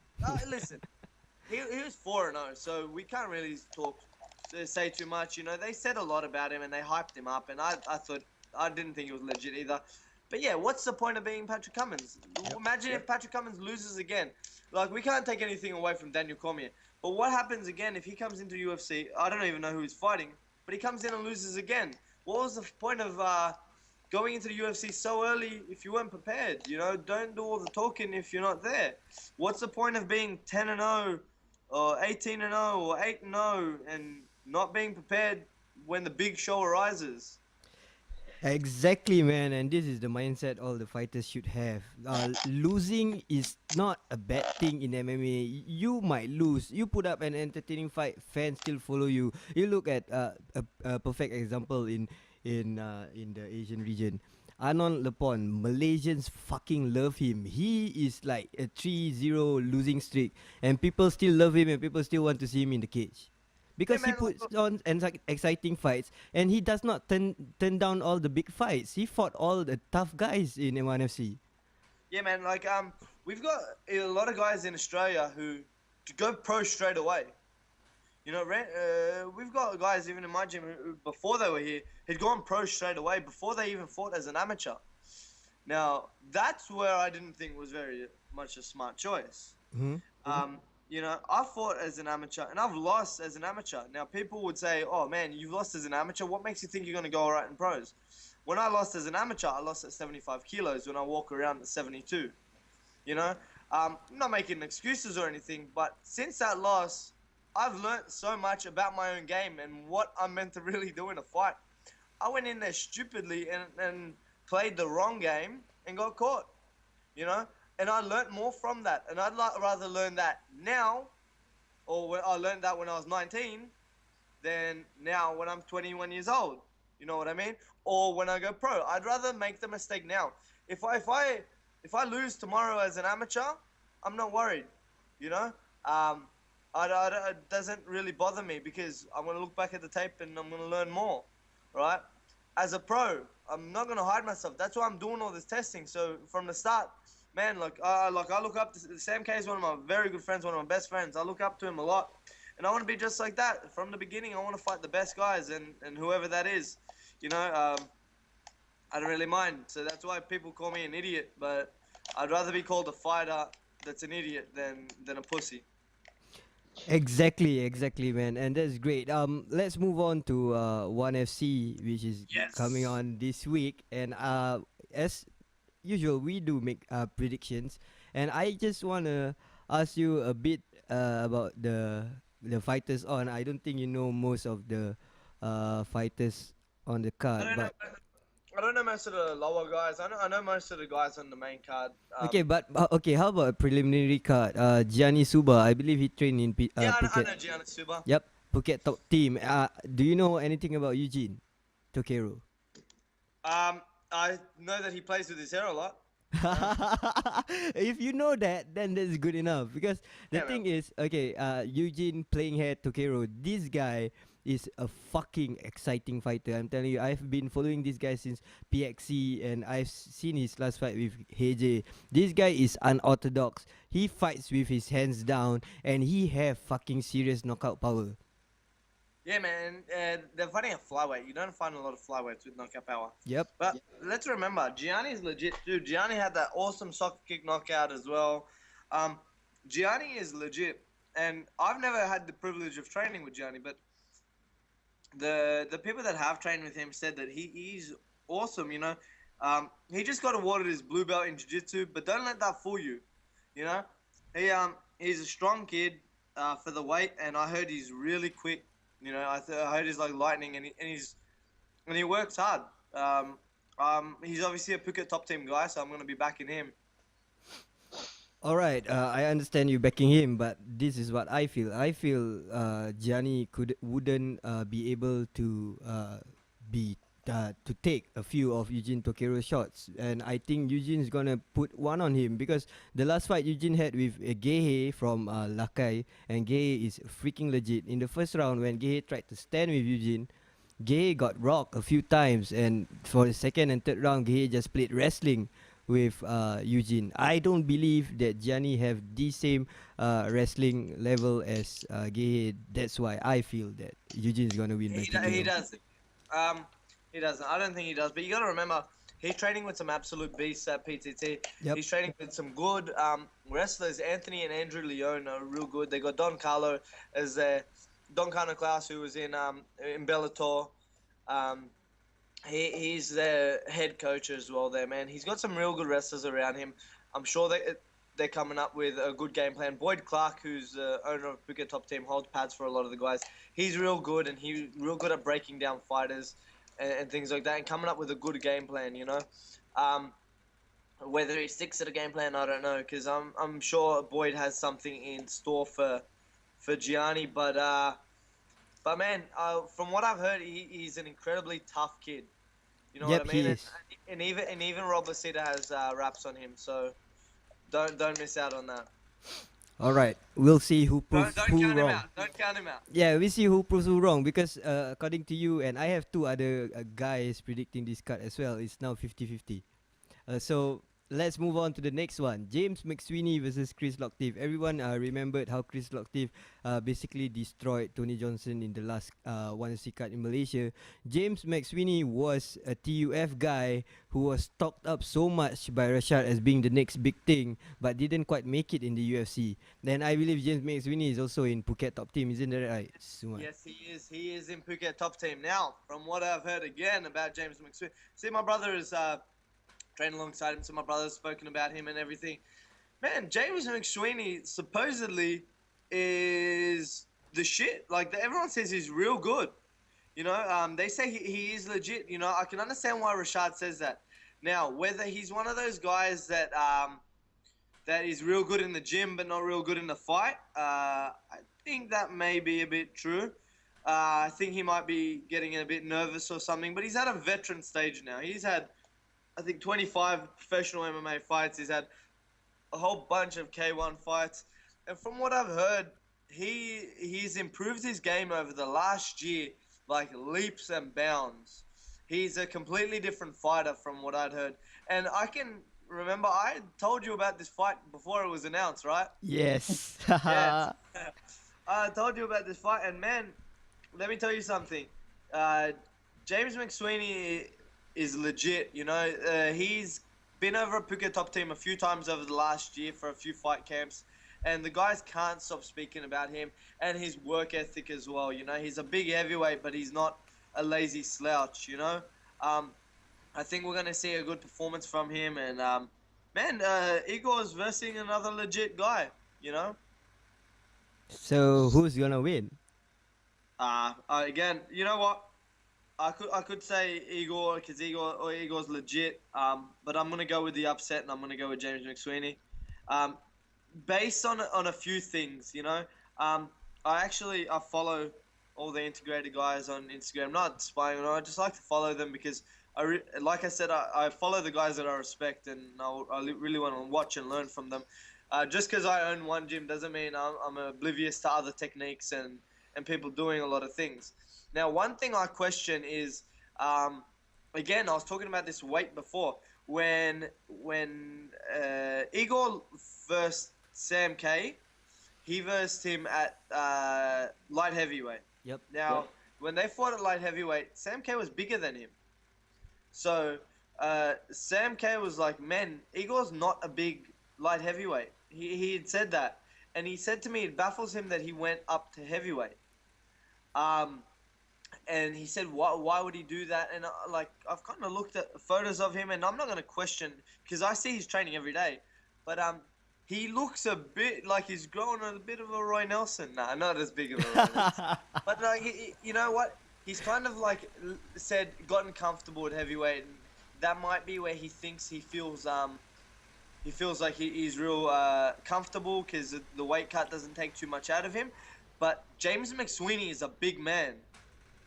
I don't know if you guys realize James McSweeney is a big dude, and he's gonna be bigger than Igor Loktev. You know, James McSweeney, I've heard of. He's been training with Robert Drysdale.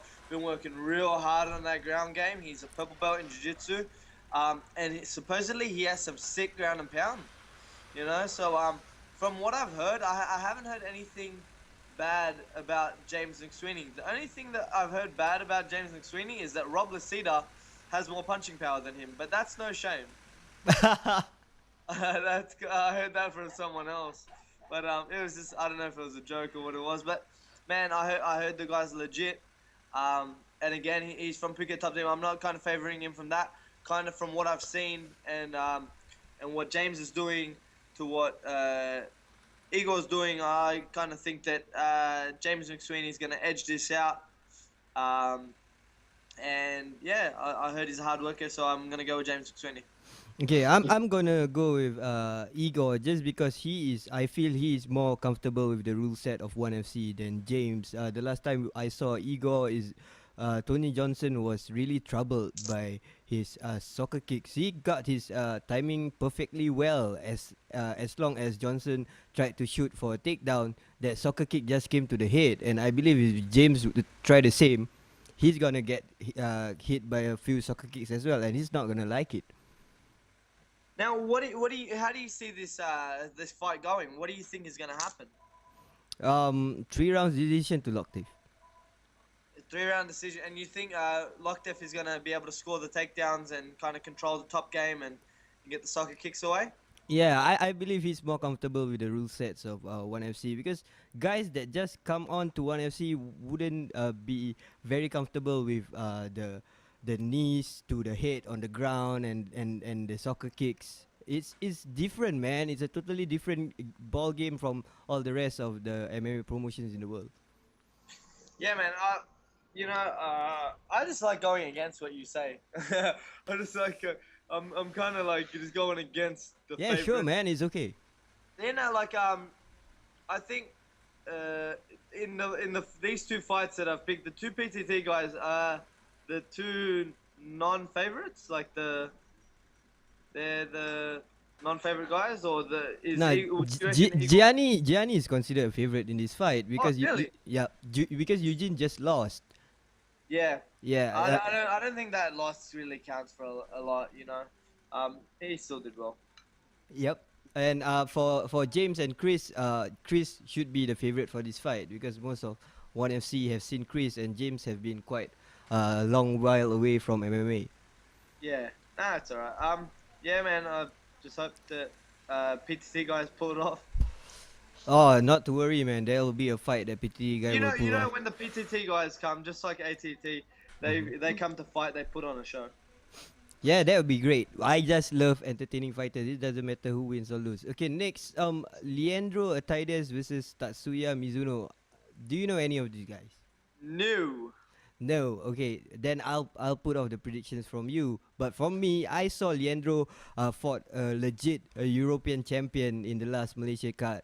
This guy is a jiu-jitsu guy, but have serious hands, and I think he could knock out Mizuno as well, as how Phil Baroni did to Mizuno a few while back in 1FC card. Moving on to your fight, Rob Lasita versus Yusuke Kawanago. Everybody knows that Rob lost in Legend. Depends how you see it. Some say it's controversial, some say it's okay. A rematch on the cards. How do you think it will go? Man, I've watched the first fight between Rob and between Yusuke. Now, Yusuke has some serious hands, man. He has some awesome hands, some great flying knees and things like that. And what I think was the worst thing about that last fight was there was no cage, right? So a lot of the times when Rob's got a great ground game, and when Robert got him up against the ropes, he'd kind of Yusuke would put his feet out of the thing, and the referee would come back in the center and start them standing again, or something would happen like that. That was the controversy for me. But Rob was walking forward more as well. Yusuke won that fight. The judges raised his hand. Good on him. But I think the cage is really gonna favor Rob. I think Rob is gonna make it a dirty fight. Rob is gonna get in close, push him up against the cage, dirty box him, and drag him to the floor. And I think he's gonna pound him out. If he gets on top, he's got some heavy ground and pound. And he's got heavy hands as well. He's got an iron chin to match that. Rob's my boy, 100%. I'm backing him. I again don't know who the favorite is, but this I think is a big shot at redemption. I think that last fight was for the title. I'm not too sure for the legend title. So I think it's awesome. Yusuke stepped up. Yusuke's with ONE FC now. And it will be a great fight. I know Rob wants to knock him out, and Rob's going for it. The guys are telling me Rob's looking better than he ever has. Rob's been doing a lot of strength and conditioning, a lot of sparring, and Rob is Rob. Rob comes to fight, you'll get an exciting fight, and I can guarantee you, Rob will go into this fight, win, lose, or draw, whatever. I'm not even going to talk about the prediction right now. He's gonna have a cut, bloodied up face. Even when he wins and he bashes someone, I don't know how, he just comes across with a cut over his eyes and his nose, and it's his style. But he loves it. He loves looking at that blood and licking the blood and going hard at it. Rob Lacette is the man, and I believe that God willing, he'll have his hand raised. Right, I trust you too, man. On this fight, I believe with my prediction, 100% is gonna go for Rob, and Rob is the favorite for this fight, despite Yusuke winning the first match. And the thing I'm thinking is that Yusuke would be training hard on his bulldog choke defense, and Yusuke would try to avoid as much as possible from Rob against the cage. But if we talk about standing and banging right now with Lisita's momentum after beating Lion Takeshi, I think Lisita, strictly on momentum, should win this fight. Yeah, man. Rob's one of those guys that never quits. People question his. No one can question his heart, but people question his cardio. Now, Rob is tired from the first 10 seconds of the fight, but maintains that pace all the way to the end of the fight. People are like, oh yeah, he's heavy, he's breathing heavy, I think he's gassing out. I can guarantee you, whether it's the third round, the fifth round, Rob hits exactly the same as the first 10 seconds of that fight. So I don't know, people can't question him. I've seen the work that he puts in the gym, and I know how bad he wants this. This is a fight he fucking wants, and he is jumping up and down for it. He's in ONE FC. He wanted this rematch. He wanted it from the start. He called everyone out, and they got Yusuke, which is perfect. And yeah, I think that this will be the fight of the night. Yeah, I'm hoping that this event will be better than the last Malaysia event, because it was quite uneventful. And this card, I'm not gonna lie, this card looks awesome. Yep, it looks fucking awesome. The next fight, I don't know if you know Joshua Alvarez and Ray Docyogan. Yeah, I know Joshua Alvarez. Okay, what do you think about him? And I think he's gonna pull it off. Oh, who's his opponent? Ray Docyogan, Lakai guy. Now, see, I don't know much about the Team Lakai guys, but I heard that they're legit. I heard that they're good, But I'm just gonna go with Joshua Alvarez in this situation, just because I've heard his name a bit more. Well, the thing is, I see on Facebook a lot about the Team Lakai guys, and I heard that they're one of the up and coming gyms, right? They are considered the top gym in the Philippines. Yeah, man. I heard that they've got just endless amount of talent. Yep. In their gym, So you obviously can't count them out. And obviously in Manila, I don't know. Is he the favorite? Yes. At this moment, although I can say that Alvarez is kind of having the advantage, but since Doc Jurgen got the home ground advantage, so Doc Jurgen is considered the favorite. Yeah, man, I think the home ground advantage and all that stuff is bullshit. Uh-huh. A fight's a fight. When you close that cage, it doesn't matter what country you're in. Well, the thing is, a little bit about Josh. Josh came off a loss with Ale Kali. He's quite famous in the Philippines in PXC. Then after that, Josh went on to have a fight winning streak in PXC before he landed in 1FC, taking a short notice fight against Okazaki. And I don't blame him for agreeing to that fight on short notice. I think it was like only 1 week because Leandro Isai decided to go to the UFC last minute. So Josh got that fight, lost in the second round. Ray Doc Yogan, on the other hand, lost 2 fights to top guys, Urushitani and Kojima, both Japanese, both great guys in the scene. And that's why we didn't see much of Ray. So now it's kind of almost a fair and even matchup. I'm going to give Ray the advantage here over Josh, just because Ray fought tougher guys than Josh, if you look at the records. Yeah, man. That PXC was around the time that I was kind of following Josh, and man, PXC was no joke either. He might not have faced the level that his opponent did, but PXC had some good fighters, and to go on a 5-fight win streak at any stage is good. He took that short notice fight, and he's kind of probably working his groove back, and hopefully he gets his groove back for this fight. Right, man, awesome. Moving on to the main event, the co-main event. I believe it's a good, choice to put a co-main event of Kotetsu Boku versus Edward Folayang, because I believe this is going to be a fucking interesting fight. How do you think it will go? And all right, man. For me, again, it's a split down the middle. Mm-hmm. Folayang, we've seen him in the past. We've seen him have his goes. I think I think Boku's got the edge in this fight. I think Boku's got the edge in this fight. I think that I don't know. I don't mind his style. I like his style.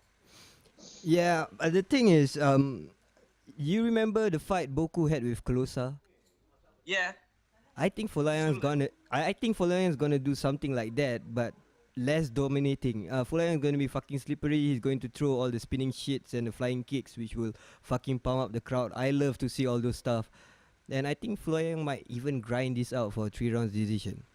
You don't think you don't think you're gonna see all the spinning shit from him today this time?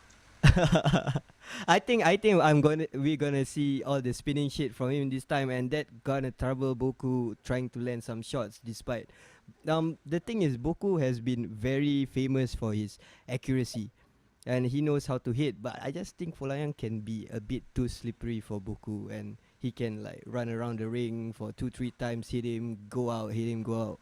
Because if you look the last fight Boku had with Lepon was actually quite successful in the first few minutes of the fight, going in and out with his punches, and Folayang is much faster than Anon Lepon. Yeah, I would give the speed advantage to Folayang. Folayang over Boku in this fight, but I think that eventually Boku will catch him. I think that we're gonna see him get caught eventually. I think we're gonna see a second round TKO by Boku. All right, man. Moving on to the main event. I would love to see this fight. I don't think a lot of those tap out, just bleed fans would love to see this fight. But I think this is going to be a ground fight. This is going to be a ground battle. It will be almost like Metamoris 1FC. Bibiano Fernandez versus Masakatsu Ueda. Bibiano has been put up in a lot of MMA websites saying that he is the number 4, number 3 bantamweight in the world. What do you think about that?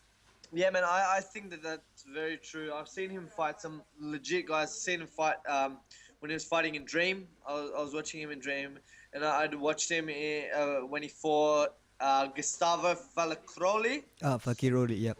Yeah, from I think they fought in 1FC, right? Yes. Yeah, man. Gustavo's legit. Gustavo's good, and he dominated Gustavo. Like for the people that don't know Gustavo.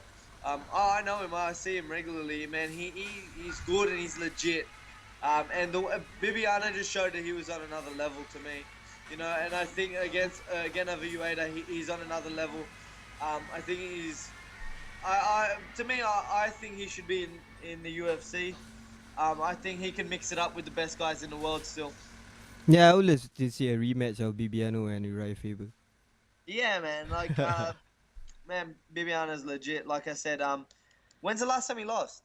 I don't remember, man. He hasn't lost. He hasn't lost in a maybe like he hasn't lost in a while. So I think, and I don't know. It seems like guys that get in ONE FC don't ever end up back in the UFC. They end up trapped. So I don't know. Maybe we'll see him one day in the UFC. Maybe we won't. But it would be cool to see him against the top level guys there. Because until we see him there, it's always going to be the argument of is he really legit and things like that. But you got to remember, ONE FC in these lighter weights, you can't count anyone out. You know, from 145, 135, 125, the pound divisions, you can't count any of these guys out. You know, even if on paper they look one way, you shouldn't ever take the Asian, Korean, the Japanese, the Chinese fighters. You can't count them out. You know, it's in my opinion, it's something like this. The last fight on Rebel 1, we saw Shafiq, who was 2-0 against the guy who was 4-3. Yep. Did he fight Tayo, the son Nakara? No, he fought Gyo Pyang Huang. Oh yeah, that's it. Gyo Pyang won. Tayo fought Marcus. Yes. Yeah, Gyo Pyang won. Man, like I don't know, people would have looked at that and they go, "Oh, he's not that great." But man, you cannot count those Korean guys out. You can't count out the Japanese. Their hearts are huge. Can't count out the Filipinos. You can't count out these guys because they fight, man. They come legit, you know. So whether it's against Bibiano Fernandez or whoever it is, any guy in the ONE FC roster from 145, 135, 125 can beat anyone. That's how I look at it. Anyone on their night can win.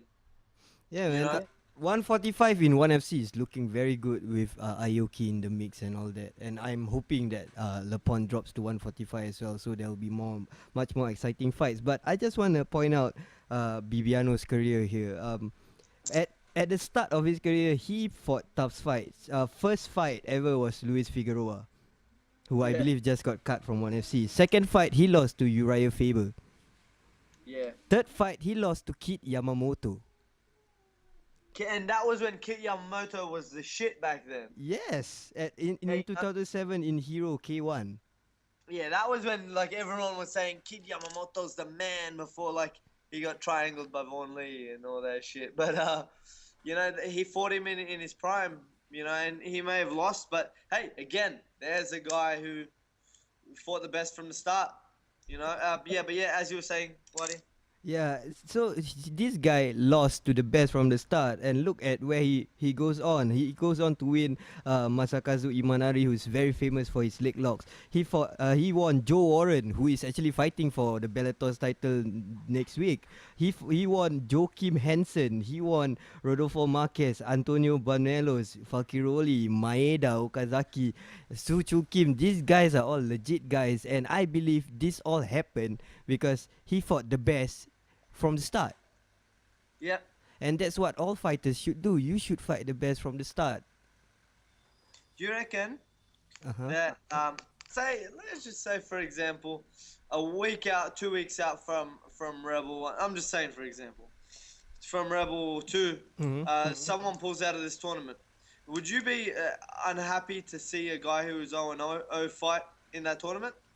I would be unhappy if there's 2 0-0 guys for that fight, but I would love to have 1 0-0 guy for the card. I would love that wild card story. You know, that underdog in the tournament who has 0-0, but kind of he says, no, I don't care. I will fight anybody and I will prove to them that I can put on an exciting fight. Despite that I have 0 chances of winning, I'm gonna give a tough fight to Miguel Torres or whoever on that card.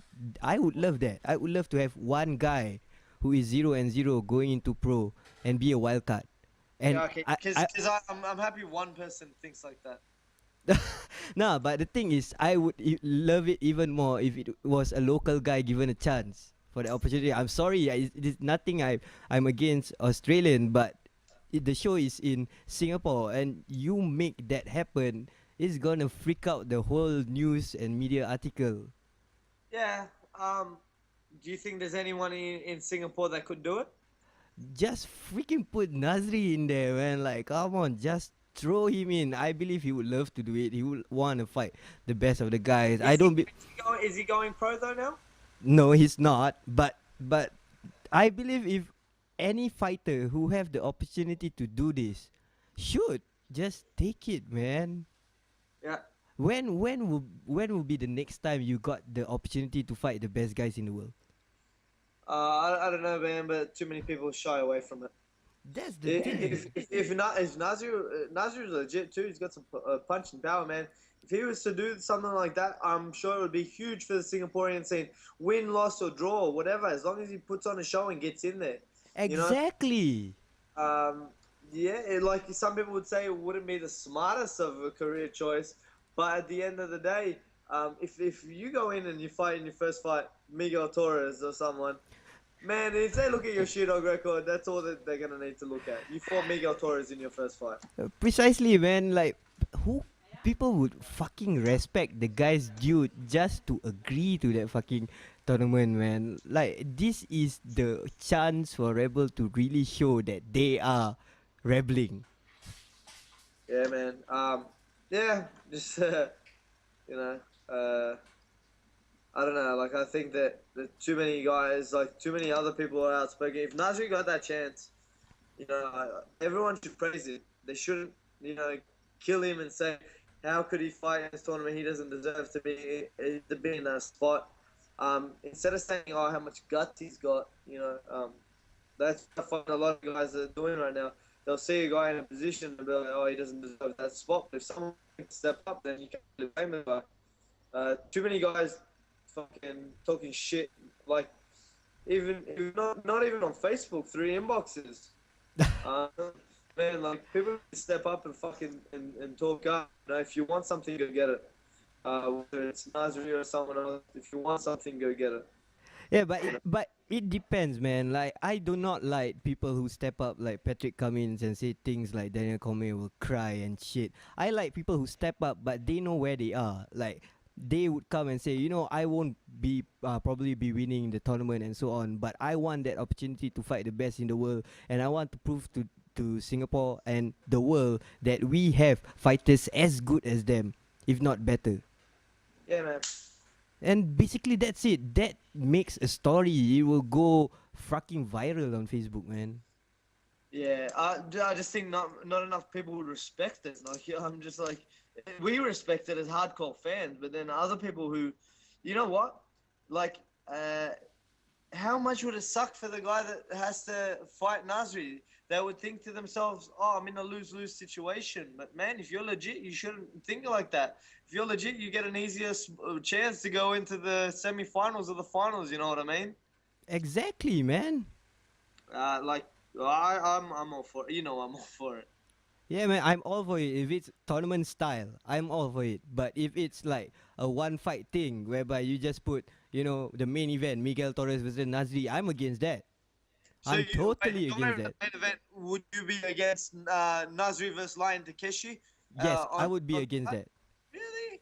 Yes, I would, man. Like, this is a show. If you put on a tournament, shit can happen. You put 8 guys in there, randomly draw. I understand a wild card, but if you just make a show and says Nazri versus Lion Takeshi, it doesn't make sense, dude. How can that make sense in MMA terms? Right. For Singapore, it could be right up support your local fighter who's stepping up and fighting the world's best guy. No, I'm telling you what makes sense. Nazri versus Suman Mukhtarian would make sense. Hey, let's do it. Yeah, but Nazri versus Lion Takeshi doesn't make sense. Yeah.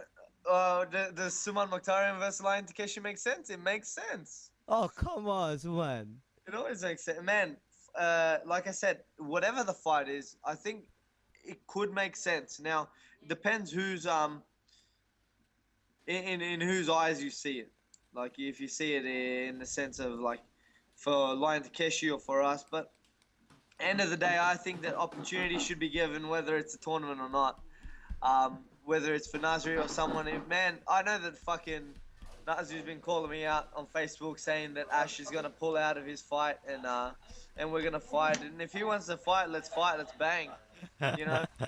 Um, but I don't know if Impact wants their streak to come to an end. Yeah, that's the thing, man. Because the thing is, I just got And news. let's remember this Mhm. to the little midget Nasri. Um, make 65 first before you talk. And that's my opinion on thing. All right, make the weight before you talk. Because he's saying he's gonna drop and all this stuff, and I know that people are scared of him, and people are scared of him in Singapore. Yes. I'm telling you now, man. And Nasri's again. I'm gonna say he's a cool guy. Um, like a lot of the Singaporean guys that I met, they're all real cool guys. He's a cool guy, but a lot of people are scared of him, and a lot of people don't want to fight him. Now, I would, if that's the fight that the crowd want to see, I'm all for that. That's cool. Um, but like calling people out in different weight divisions that you haven't really made the weight for is silly yet. You know what I mean? As short as you are, and I know you could probably make the weight, but probably be a smart choice to do the test run before you Okay, do that. let's make something clear here. Did Nazri really call you out on Facebook? Not to me, Uh-huh. but there was a few rumors going around saying that he thinks that Ash is gonna pull out of Rebel 2 and uh, we're set to fight, and he thinks that he's gonna step up in his spot. Now, if he steps up into the spot, thank you. Like I still get a fight. You know what I mean? And it doesn't really change anything for me. An opponent's opponent. I don't have to worry about what the other person's doing. They have to worry about what I'm doing. Well, what I'm gonna tell you, bro, is that you have been on the show every weekend. People are talking about you. Seriously, the Singapore scene, there are some fans of the amateur following is talking about you. They like you on the show. They told Thank me you. that they told me that you are funny and stuff. So basically, you are fucking relevant here. And if you were Yeah, to man. fight a Singaporean, any Singaporean, I could make a story out of that. I would sell. Yeah, man. Like, look, I have ultimate respect for the Singaporean guys. I don't think I've disrespected anyone in too far of a way. That it's not irreversible or anything. But like this is what I really wanted. If a Singaporean person is calling me out or wants to fight me, not even calling me out, even man, I've done the right thing. I've put my face out there. I've put my name out there. That's awesome. I kind of encourage it. I think that me and Nasri would make sense. If that was gonna happen. So hey, if Ash doesn't end up fighting or something, which I know isn't true. I know he will fight. If he doesn't, then Nasri, I would love to fight you. Let's do it, man. Like I said, he's got that big little Bruno Mars look on his face. It's cute as hell with his little hat. I told him I thought the hat was cool as hell. Uh huh. But but yeah, I think that would be an exciting fight too, man. I've got a I've got a hard chin. He's got a hard hands. Um, let's see how it goes. He's a little pocket rocket as well. Mhm. I think it'll be a good fight, but I think that I make a good fight with anyone. I say that on my own terms. I could make a good fight with Ash. I could make a good fight with Nasri. I could make a good fight with Gary Tang. I could make a good fight with whoever, man. Like Lion Takeshi, Will Chope, whoever it is, man. I'd make a good fight with all these guys. No matter what it is, you'll get something out of me. So whether I go down or I get my hand raised, you're gonna see something fun. Now, a fight with Nasri as well, who everyone has such hype about, and people are so scared of him. Man, that would be awesome. I think that's a great way to kind of put it to the test. But yeah, so I'm all for it. Whoever wants to call me out, please speak up, do it. Yeah, man. If you want to do it in a jiu-jitsu contest, if you want to do it in a street fight, if you want to do it in a cage, let's do it. Yeah. Anyways, I got news that Silvio is fighting on the next card, and Yeah, I got news that he already has an opponent, but the thing is, I don't know who's his opponent is. I was, to tell you the truth, this morning I was trying to set him up with Andy Neo. Oh, real? As a professional? Yes. Oh, so Andy, do you know anything about Andy Neo maybe going professional or? No, I'm hoping that Andy Neo is moving to professional, but from the looks of it, Gary Tang is the first one to step up to pro, and because have to be enlisted to NS in August 11, so that sucks. Oh yeah, man. Man, I've seen a few highlights of Silvio in his training and his MMA fights. Andy Neo is gonna beat the shit out of him. I don't know if he's really gonna be on the next Rebel. You know what I said? I actually inboxed him, and me and Silvio were talking through inboxes. Uh huh. You didn't know this. I didn't know this. Me and Silvio were talking through inboxes, and we said if even on the night of my fight, Uh huh. all right, if Rebel want to do like you know how they do the 10-minute intermission or the 15-minute intermission, Yes. they want to do a 10-15 minute intermission. I would have my grappling match with him in the cage, right? 10 minutes, submission only. I swear to God, he even said that. We agreed to it, right? He said that would be great for the show. I don't know if it would be great for the show, but hey, it gives me an opportunity to have 2 fights in one night. Oh my God, I'm so going to And post this on Facebook.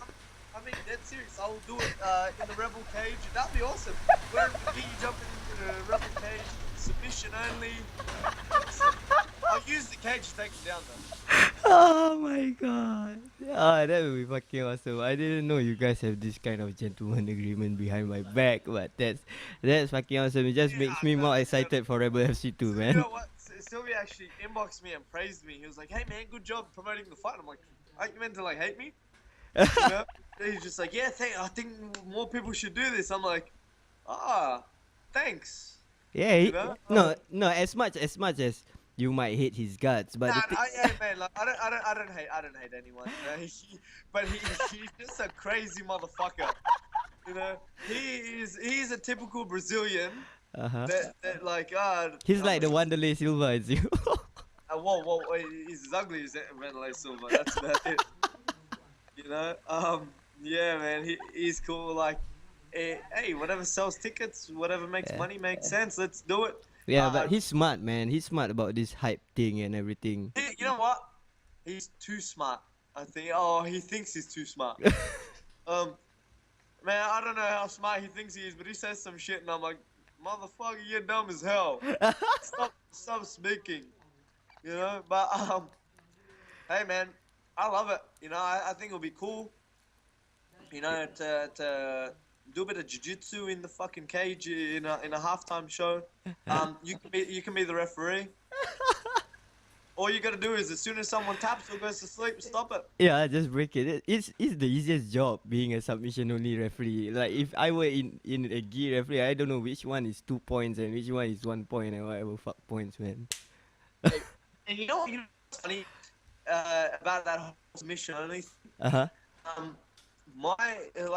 He says submission only because he's Gracie Jiu-Jitsu, Hoyler Gracie background.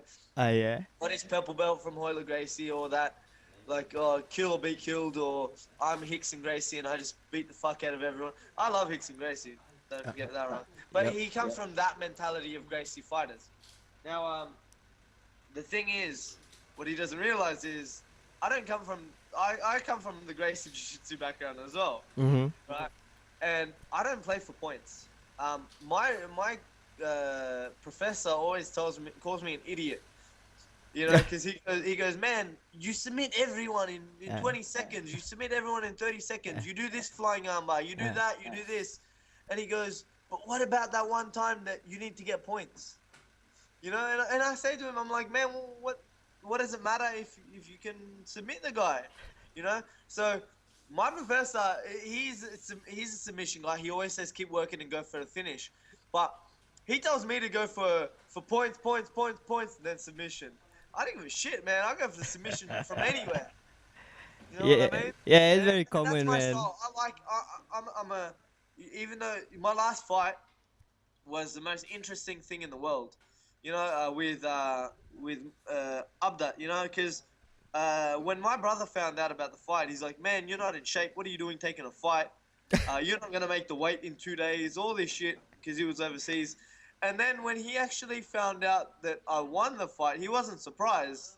He was surprised that I won by decision. I swear to God, every time the story is mentioned, he turns around and he goes, "How the fuck did you win a decision?" He goes, "You went to Singapore and won a decision?" He goes, "Don't worry about that." He goes, "Why the fuck?" He goes, "You finish all your fights in like a minute. You finish all your fights. You go to the end, or you either kill or be killed. But you go to a decision for the biggest fight that you could have." And then he always says that to me, and because my style is finishing, kill or be killed. I like to finish. I think that if I was given an extra 20 seconds in our first round, and I didn't hear the 10-second clap, I could have got the finish. And I think I was close to the finish a few times in that first round too, because when I smell blood, I go for it, But that's what, even my jiu-jitsu style. If I see something, I'm gonna take it and I'm gonna put you to sleep. Yeah, well, the thing I would like to say is that it's very common for Gracie guys or guys from the Gracie team, whether in any jiu-jitsu tournament, especially in Singapore, I've seen they like to say two words: crossface, stabilize. Crossface, Yeah. stabilize. So yeah, that's where the points come in. Man, like lately, when I've been rolling, I've been putting in my head position before submission, Yep. but I seem to have just a knack of just flying for things. Hey, it's all in fun though. Hey, I just got a friend request from a guy from Impact, Wayne. Yeah? Oh, that's the owner of Okay, man. Impact MMA. Okay, 100% he's listening to the show right now and he wants to beat the fuck out of me. Alright, alright. So again, probably did hurt someone's feelings, but it's no disrespect. Impact have done a great job, but I think he might be probably inboxing me saying, "Hey, you little fuck, you want to fight Nazri? Slit your throat or something like that." That's cool. That's cool. That's cool. Nah, Kwang, all I can say is Kwang is a cool guy, top dude. He's a lawyer. He's a lawyer? So yeah, you don't want to mess with him in real life. Nah, man, that's the coolest thing I've fucking heard. He owns Impact, Yes, he's the owner of Impact. and he's a lawyer. Yes, and he's a lawyer. And the Cool. reason he's That's like May Oi being a fucking doctor. What the hell's with all smart Singaporeans? not, and the thing is that the story about Impact is I have the whole interview and I haven't put it on article format yet. I have the whole interview of how Kwang set up Impact. All he wanted was he had a group of guys who just wanted to train jiu-jitsu. So they just set up a gym, and it turned out to be one of the successful gyms in the world in Singapore, in this region, and the only Singaporean gym that has a Singaporean fighter in the UFC. So he still works as a lawyer, and this gym is like a hobby to him. Yeah, man, like that's cool. That's why I was really surprised and happy to hear that. Man, a lawyer doesn't need to do this shit. Like That's I don't know why. I don't know how much money he's earning or anything like that. But if you've got a successful career, you don't have to. It's like, why do I need to get punched in the face if why do I need to get punched in the face if I can just go and earn my money doing something else, And a lot of people say that to themselves. Now, as a lawyer, for instance, I don't know, has he fought before? I'm not sure whether he's fought before. Basically, Okay, well, I think that's even cooler if he doesn't, because what he's doing, it's as a hobby. A lot of people said, because I didn't have any experience before opening Australian top team. I didn't have any mixed martial arts experience. I opened the gym with my brother who wanted to fight, and I opened it as a hobby for him. Mm-hmm. To kind of keep him like fighting in MMA and things like that. And I kind of got into it myself. Now, he's given a good gym for guys to come in and like a lot of young talent. I've got Gary Tang on Facebook. I've got Nazri. Nazri on Facebook, and I follow a lot of the things on Impact. Now, Yep. what I've seen on the weekend, they didn't just go 4-0 at the Rebel event. They went 3-0 at another event that was, I don't know what you call it, Chinese kickboxing. Yes, is it San Choi? Sanda. Sanda, That's yes. where Kung Lee fights before he jumps Yeah, to the man. Like UFC. I seen that they went 3-0 in that. So I'm kind of following. And for a guy to just be like I say, just be a lawyer Mm-hmm. and open up an MMA gym and a successful MMA gym Mm-hmm. is kind of encouraging to me, who was just a normal guy who wanted to open up an MMA gym for someone else. And now I'm seeing all the young talent, and I'm sure he's seeing all the young talent in his gym, and he's guiding them in the right way, you know.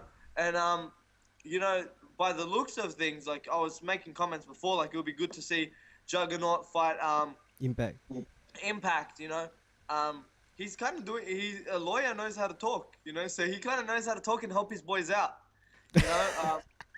Yeah, Hey, if we're talking about negotiating fights and things like that, that's where it is. Now, Impact had the first ever UFC fighter, right? Yes. Royston. The first ever Singaporean UFC fighter. Yes. That I had mentioned. So I'm pretty sure a lot of other gyms around Singapore are envious of that.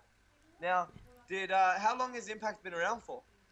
I think it was like 3 years. If I'm not wrong, 3 years. Yeah, 3 or 4 years. Yep. In 3 years they've got a UFC fighter. Credit to that, But again, we haven't seen him first. We've seen Royston versus someone in the UFC and dominated. Just absolutely obliterated the other guy. Mm-hmm. Just threw him with his wrestling. Mm-hmm. But let's see it from Singapore versus Singapore. Let's see. Do you reckon we could see Impact versus Evolve? Do you think we would see that? It's a bit hard, dude. Why is Because that? okay, the thing is, Impact versus Evolve could happen in a One FC, but Impact versus Evolve, it's hard for it to happen in Rebel. Oh, really? Why do you say that? Okay, I have to be honest here.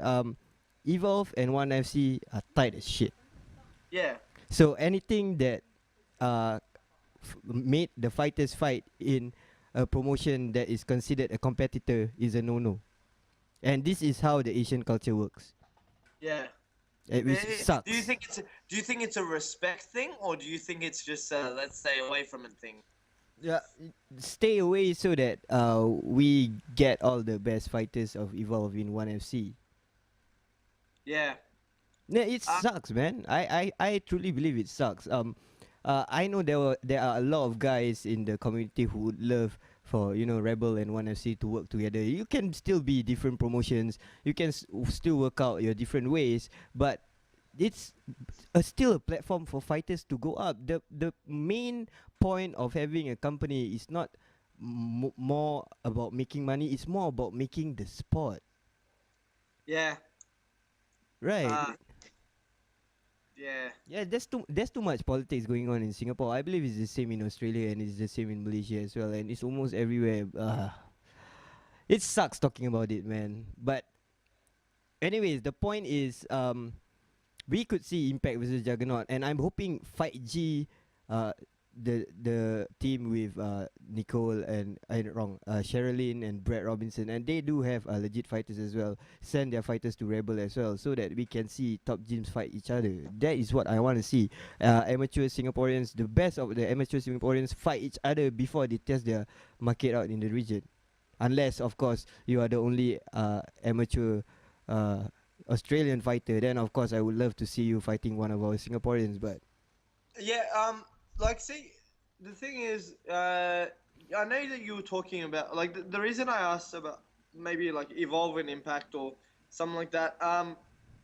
Some gyms in Australia, like I was saying before, how a young guy is fighting a guy from another local gym who's considered one of the best Muay Thai gyms around Sydney. I was talking about that, but there's certain gyms that we kind of because we affiliate with them, we Yep. don't fight our guys. I have some friends that from other gyms where I'd let them come and train at our gym as well. Like they come and do sparring at our gym, and we kind of don't tell their coaches. We just keep it on the down low. But they like sparring at our gym, and we don't mention anything about it. But I wouldn't fight those guys, or I have a certain relationship with an owner of another gym. I'm good friends with another owner of a gym, and we kind of just don't really want to coach against each other or something like that. So maybe Impact and Juggernaut have this, or they hate each other, or I don't know. Because I heard gyms in Singapore hate each other. I'm not gonna talk about hating each other. What I can say is that Impact and Juggernaut have a history of cross training with each other. Like when Royston had the fight in UFC, Royston actually went over for a few, if I'm not wrong, a few training sessions in Juggernaut to prepare for his fight. Yep, in UFC. And another fighter who is from Impact, who has always been Impact, Major Overall, have jumped ship to Juggernaut. And everyone is cool with it. There is no politics. There is no nothing. Major is still cool with Impact. Impact is cool with Major going to Juggernaut. So How So- far away are they from each other, the two gyms? probably less than 10 click. Probably less than the run you had in the morning or in the afternoon just now. Oh, really? Yep. And you know, I actually, believe it or not, I actually did do that run, and I did it in a great time. What's your Yeah. timing? Oh, I don't know. I do like, I do 5Ks in like 14 minutes or 13 Oh, minutes or something. fuck, dude. Yeah. So I do that. So I don't know. I didn't time myself today on the 12K, but Probably half an hour. yeah, I think it would have been about 35 minutes or something. Oh, that's fucking awesome, dude. I'm telling you, in Singapore, in the army, the passing mark for a 10 click run is 1 hour. What? Yep. A 10K run in 1 hour, Yes. mate. I think our most unfit person in our gym could do it in 45 minutes. You know what I mean? Hey, I kept a real good pace. I was actually real surprised with my pace today because I was running and I was running with Trent, who's obviously having his Australian title fight next week. I was with Luke, who's having his fight this weekend. And I was fighting with my kickboxing instructor Yoop as well, who's a freak, natural athlete who just keeps, keeps running and things like that. Yeah, I kept up a good pace with those guys, so I was pretty happy about that. Wasn't too far behind. So it's a pretty long run, so that's kind of why I've given up the beers and the smoking. You fucking You know, troll. so I'm pretty sure everyone's like, "Oh my god, you smoke?" And I'll, yeah, man, if you want to take it like that, yeah. I'm pretty sure everyone just hates my statuses or loves them. It's one or the other, you know. I either troll or I don't troll. Just an advice to all the fighters in the world out there who are listening to this. If you are a fighter, please do not smoke. And if you do smoke, be like me and be a fan and don't be a fighter. Yeah, man, it's okay if you can manage it. If you can. I know, man, like, listen, I know a few fighters out there who smoke. And Yeah, just, I know, dude. They smoke like a fucking chimney, and they can do rounds to the day's end. Yeah. Fucking more credit to you guys for doing it. You know. While I'm talking on this show, my hopeful opponent Ash is, you know, fighting or training at, I don't know what time is it right now in Singapore, like 11 o'clock. Nah, 11 o'clock. He probably ended training. No, he's training. You know, so yeah, I think it would be funny. It would be great. All right, man. All right. Anything up there in Australia for the next week before we Yeah, man. launch into? We've got two fighters this weekend. We've got Luke Logan. The two fighters fighting on brace, I should say. They're fighting on brace. Luke Logan fighting on brace against Ofa Misa. Don't know too much about the guy. But Luke's a tough kickboxer. He's had a bit of kickboxing experience, blue belt in jiu-jitsu. Good, tough guy. You know, so we'll see how it goes. You know, it's a gym from a guy. The guy's gym is Powercore, not too far away, maybe about 20, 30 minutes away from our gym. You know, we've fought their guys in the past before. There's they're all-around guys, but I think we've got this one. And we've got Saeed Fatahi. He is 3-0. He's a judo black belt from our gym. Wow. Yeah, he's a judo second dan judo black belt. You know, He's a blue belt in jiu-jitsu, and he's just a freak. You know, he's 3-0, and man, the guy can't throw a punch or a kick, but he fucking gets people in the most awkward submissions. And they, you know, how we saw the foot tap on the weekend with Yep. Tim Elliott and thing. He's made like 2 guys do that in his last 3 fights. Wow. Um, so it's real cool to see him fight. He's fighting a guy from a gym called Training Grounds mixed with Roots. He's versing a purple belt in jiu-jitsu who's 3-0 as well. So he's fighting a good ground guy. They're both ground guys, so it'll be good to see if the jiu-jitsu purple belt pulls out the win or the jiu-jitsu blue belt, judo black belt pulls out the win. You know. Wow, I would love to see this fight, man. Yeah, man. They're both grapplers, and we'll see that. And I think that's the co-main event for Brace. Next week? Yeah, this week. This week. Awesome, awesome. Just Yeah, hit me so- up once the video is out. I would love to see Yeah. judo versus jiu-jitsu any day. Yeah, man. So we got that, and then we got the week after we got Trent's Australian title fight. James Jumanjin and Jim is fighting MMA. We got a boxing fight. We got another kickboxing fight. You know, with a couple other young guys from our gym. And then the week after that, we've got I think 4 guys fighting on the Brace Canberra card. So, all 2 professionals and 2 amateurs. So we got Sam K fighting Mike the Turninator Turner, who's a brown belt in jiu-jitsu. See how that fight goes. Sam K obviously been on a bit of a hot streak, fights the best guys. So Sam K's ready for that. And we got Ali Kuchak fighting Regan Wilson. Regan Wilson, I think, is like 5-0 or 6-0. And our guy Ali cross trains with us. Ali trains at another gym because he's from Canberra, but he actually travels from Canberra, which is like 3 or 4 hours away, to our gym every Thursday, Friday, Saturday, and Sunday to train with us because he gets better training here. You know. So yeah, so it'll be a good fight. We got a lot of fights coming up in the next few weeks.